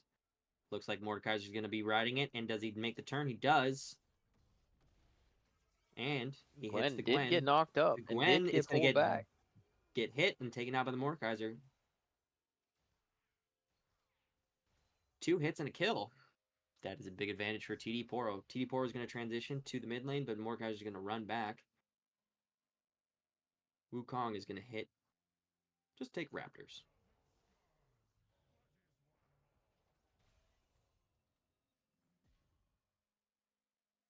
Blitzcrank is moving over to try to get a little bit of vision, but can't really do much with this Volibear right around.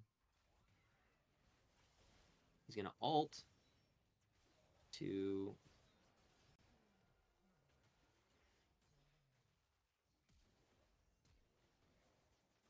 Oh, what a nice That is a flash good knockup. knockup from Blitzcrank to confirm that he does not want Yakshan to swing around.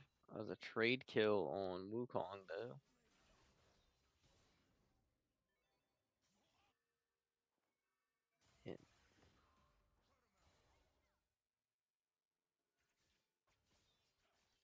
Looks like both teams are trying to get vision and positioning for the next dragon spawning soon. Because dragon will be up in 15 seconds.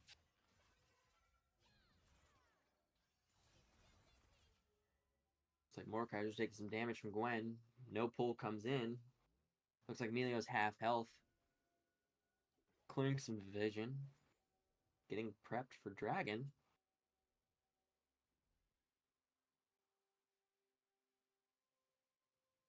GFK getting some vision on Mordekaiser. Although they look like they're transitioning into the bot lane. And Akshan's going to get caught out. Akshan jumps. Blitzcrank is going to jump in.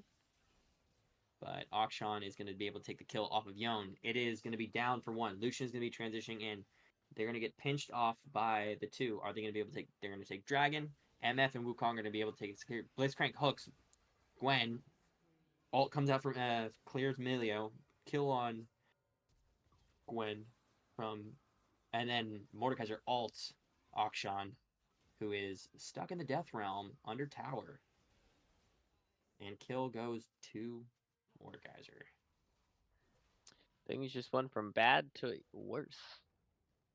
Looks like they're going to trade towers. T1 for T2. They also got several kills. Yone and Blitzcrank back. TP going in for Mordekaiser into the mid lane. Was a good response though to get another or get at least trade towers. I think the mid tower's already gone before the fight started. So it looks like Wukong's gonna do some damage on this bot tower. Maybe they'll be able to get it. MF is doing a fair bit of damage. Emilio was only there to respond, but no vision. He's going in on Volibear. Can safely back up and stay safe. Currently, the towers are even, 2-2 for both teams. But the mid tower for Divine Temple has significantly less health than the top tower for TD Poro. And at the 18 or 19 minute mark, in terms of builds, everything seems pretty standard. It's interesting that Volibear went Gnasher's Tooth and not something a little more bruiser oriented, considering kind of the front line, but makes sense. AP still good. Gnasher's Tooth still good. Everything else pretty standard. I can definitely see the scenario where Volibear is going this for the burst potential.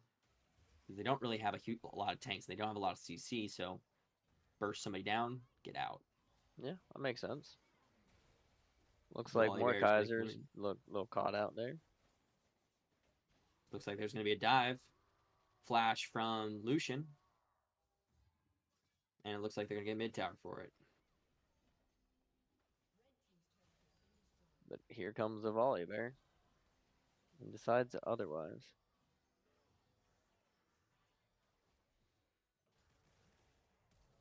The clone definitely saves the scenario. Akshan does not. Oof. Blitzcrank got very close to hooking the wrong target. Yeah, that was probably not There's a pull 5 that in the you mid, want. and it looks like there is some solid ult from Very MF. good MF. Akshan is very low.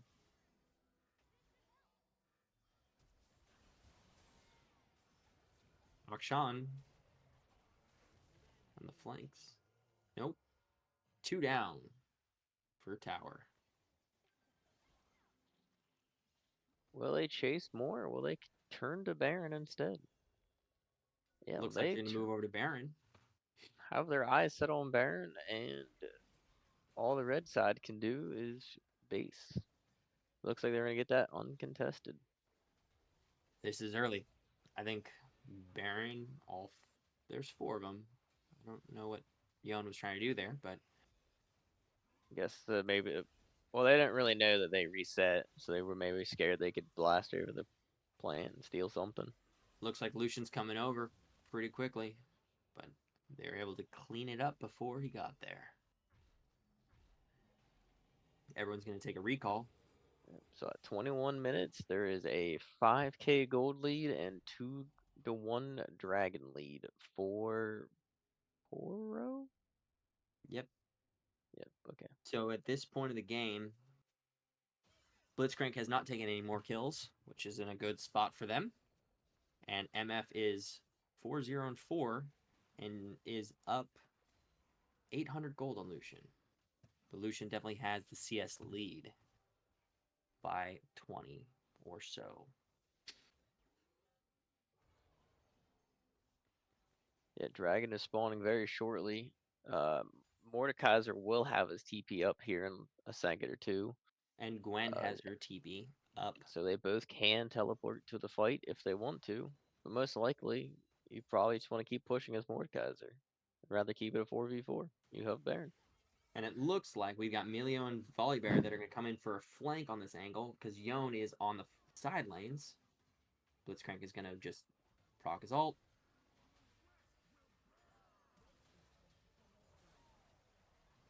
Husky Rider not in a position to get a clearing ult, but was able to pull off a little bit of damage. An hook that did not hit.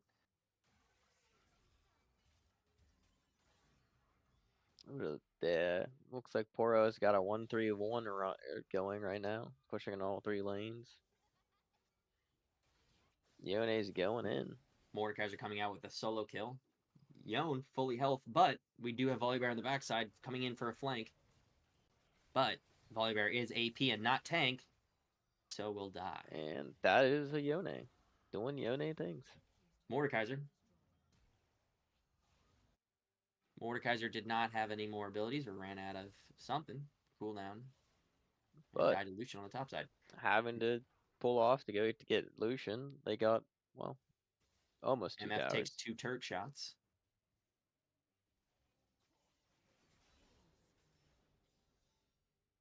Yon getting a clean kill, but an assist from Blitzcrank earlier. This is the 3rd dragon. Cloud Soul will give the team more utility to run around the map, which will be great against a disengaged comp like Milio and Lucian. And Divine Temple will not even think about contesting that dragon. Now it's 3-1.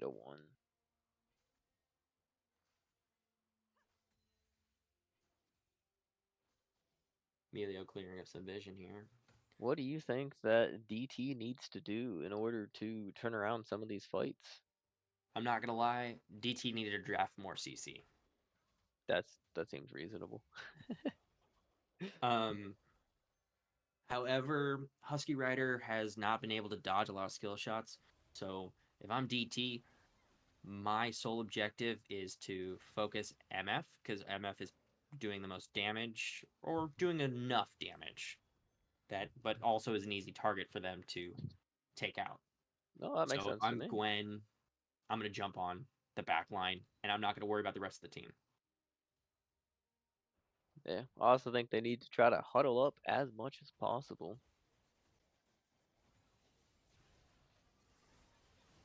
Oh, the Nice beautiful ult. Yone ult. Husky Rider needs to step in a little bit more. Wukong is still there. Hook comes Another in, blitz knock hook. up, solid. Blitzcrank can face check that. That's fine. They need to go back in for this Lucian. There we go. Clean 5-4-1. And oh, that was a 4v5 Yup. because Mordekaiser's in the bot lane.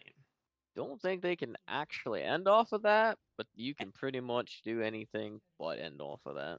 There is It should a be 2 surrender inhibs vote at least. and some GGs in chat.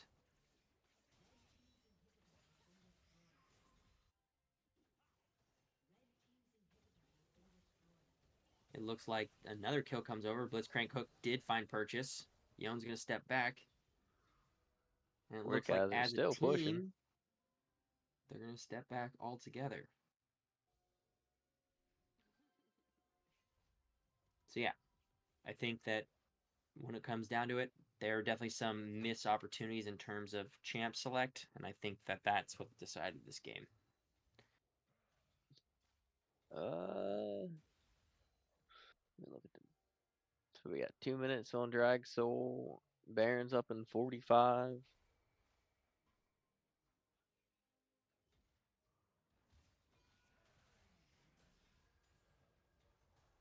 Looks like Mordekaiser's coming in. He's going to ult. Volley Bear. Get some solid damage off him. Killed him as the ultimate. And still get killed by Lucian. But if So you're you asked me earlier, Mordekaiser, what's the way to get back in? well, Through it's Lucian. not that. Yeah, you're right. It is through Lucian, but also not that. You just lost your jungle, and they could just start Baron on spawn now. Absolutely. Especially with Akshan just getting picked off. Now it's a 4v3. They don't have No any smite. vision, and if they wanted to transition, they can. Yone's going to hold his own right here, but Alt for Lucian is alt. your win condition here. Definitely.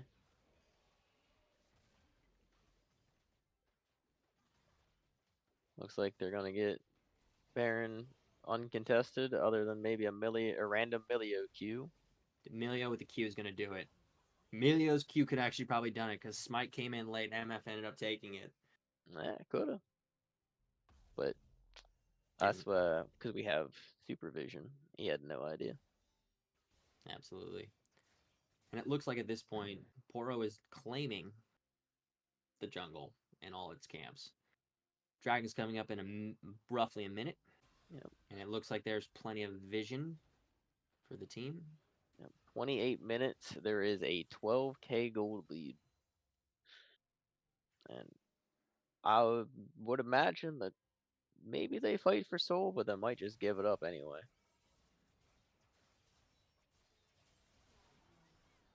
And Yone gets out safe and sound. With the 1v2. With Baron buff, it's going to be hard to contest this. Yep, your wave clear is basically non-existent at this point. You have a little bit from Volley Bear, but Yone coming in clean with that kill. Volibear jumps in on MF, makes the kill, but the damage output from TD Poro is just too much.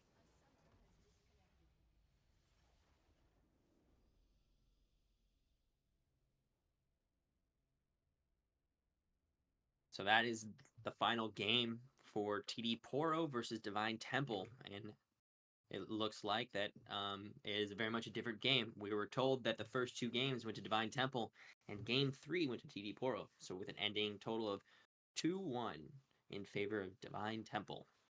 I think that we definitely saw what we were expecting in draft. So Yeah. there were definitely had a lack of CC. I mean, from you, who do you think the MVP was for Divine Temple and TD Poro? 1 for 1 each. At least for that last, I'm only speaking from the third game because I have no idea really what happened in the first Absolutely. 2. Lucian definitely gets it for TE. He played very well, did about as much as he could do. And then, I don't know. I want to say Yone, honestly.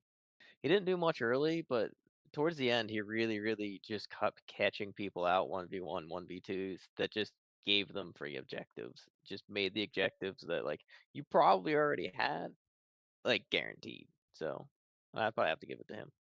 Absolutely. For Divine Temple, I'm gonna give it to Volibear. I think definitely played early really well, gotten some early advantages in terms of trying to provide what Volibear could around the map. Didn't really make purchase all the time, but definitely was the main CC advantage on that team. And then for TD Poro, I'm gonna give it to probably Verinda on Wukong. I think that early they're trying to get a lot of advantages on the top side to JFK and try to come up to gank as many times as possible, but didn't always go that way. So in today's matchup, I'm going to give it to the junglers. No, that's fair.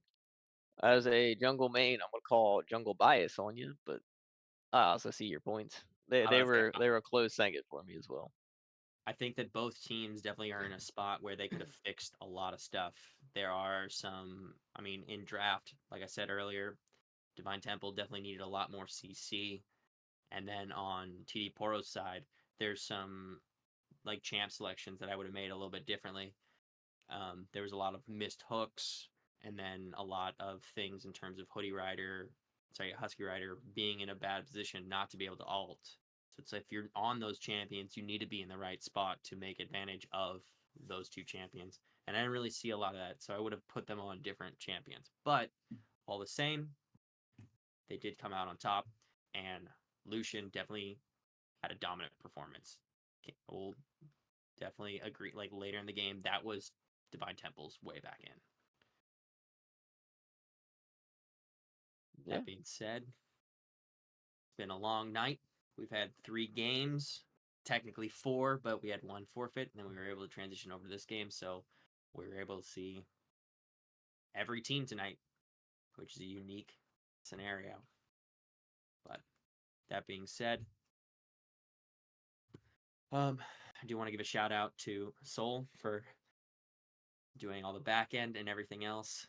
Yeah, shout out to Soul. I suppose I give Soul a shout out, doing all the hard work while we do the easy work. Very much so. I do know that there's some shout outs for all the sponsors that we're supposed to have, or at least.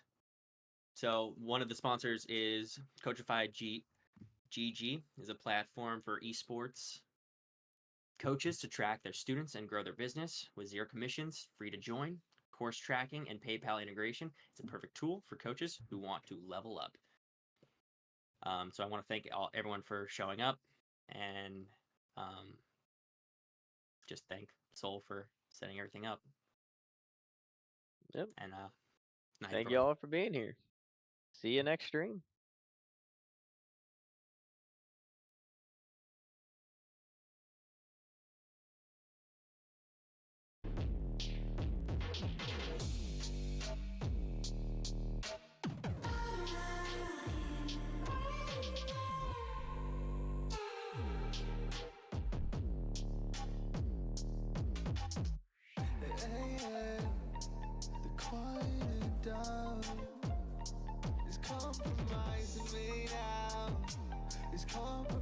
to me now. Cause I want everything now. Because I want everything now. But hey, yeah, the quieting down is compulsory now.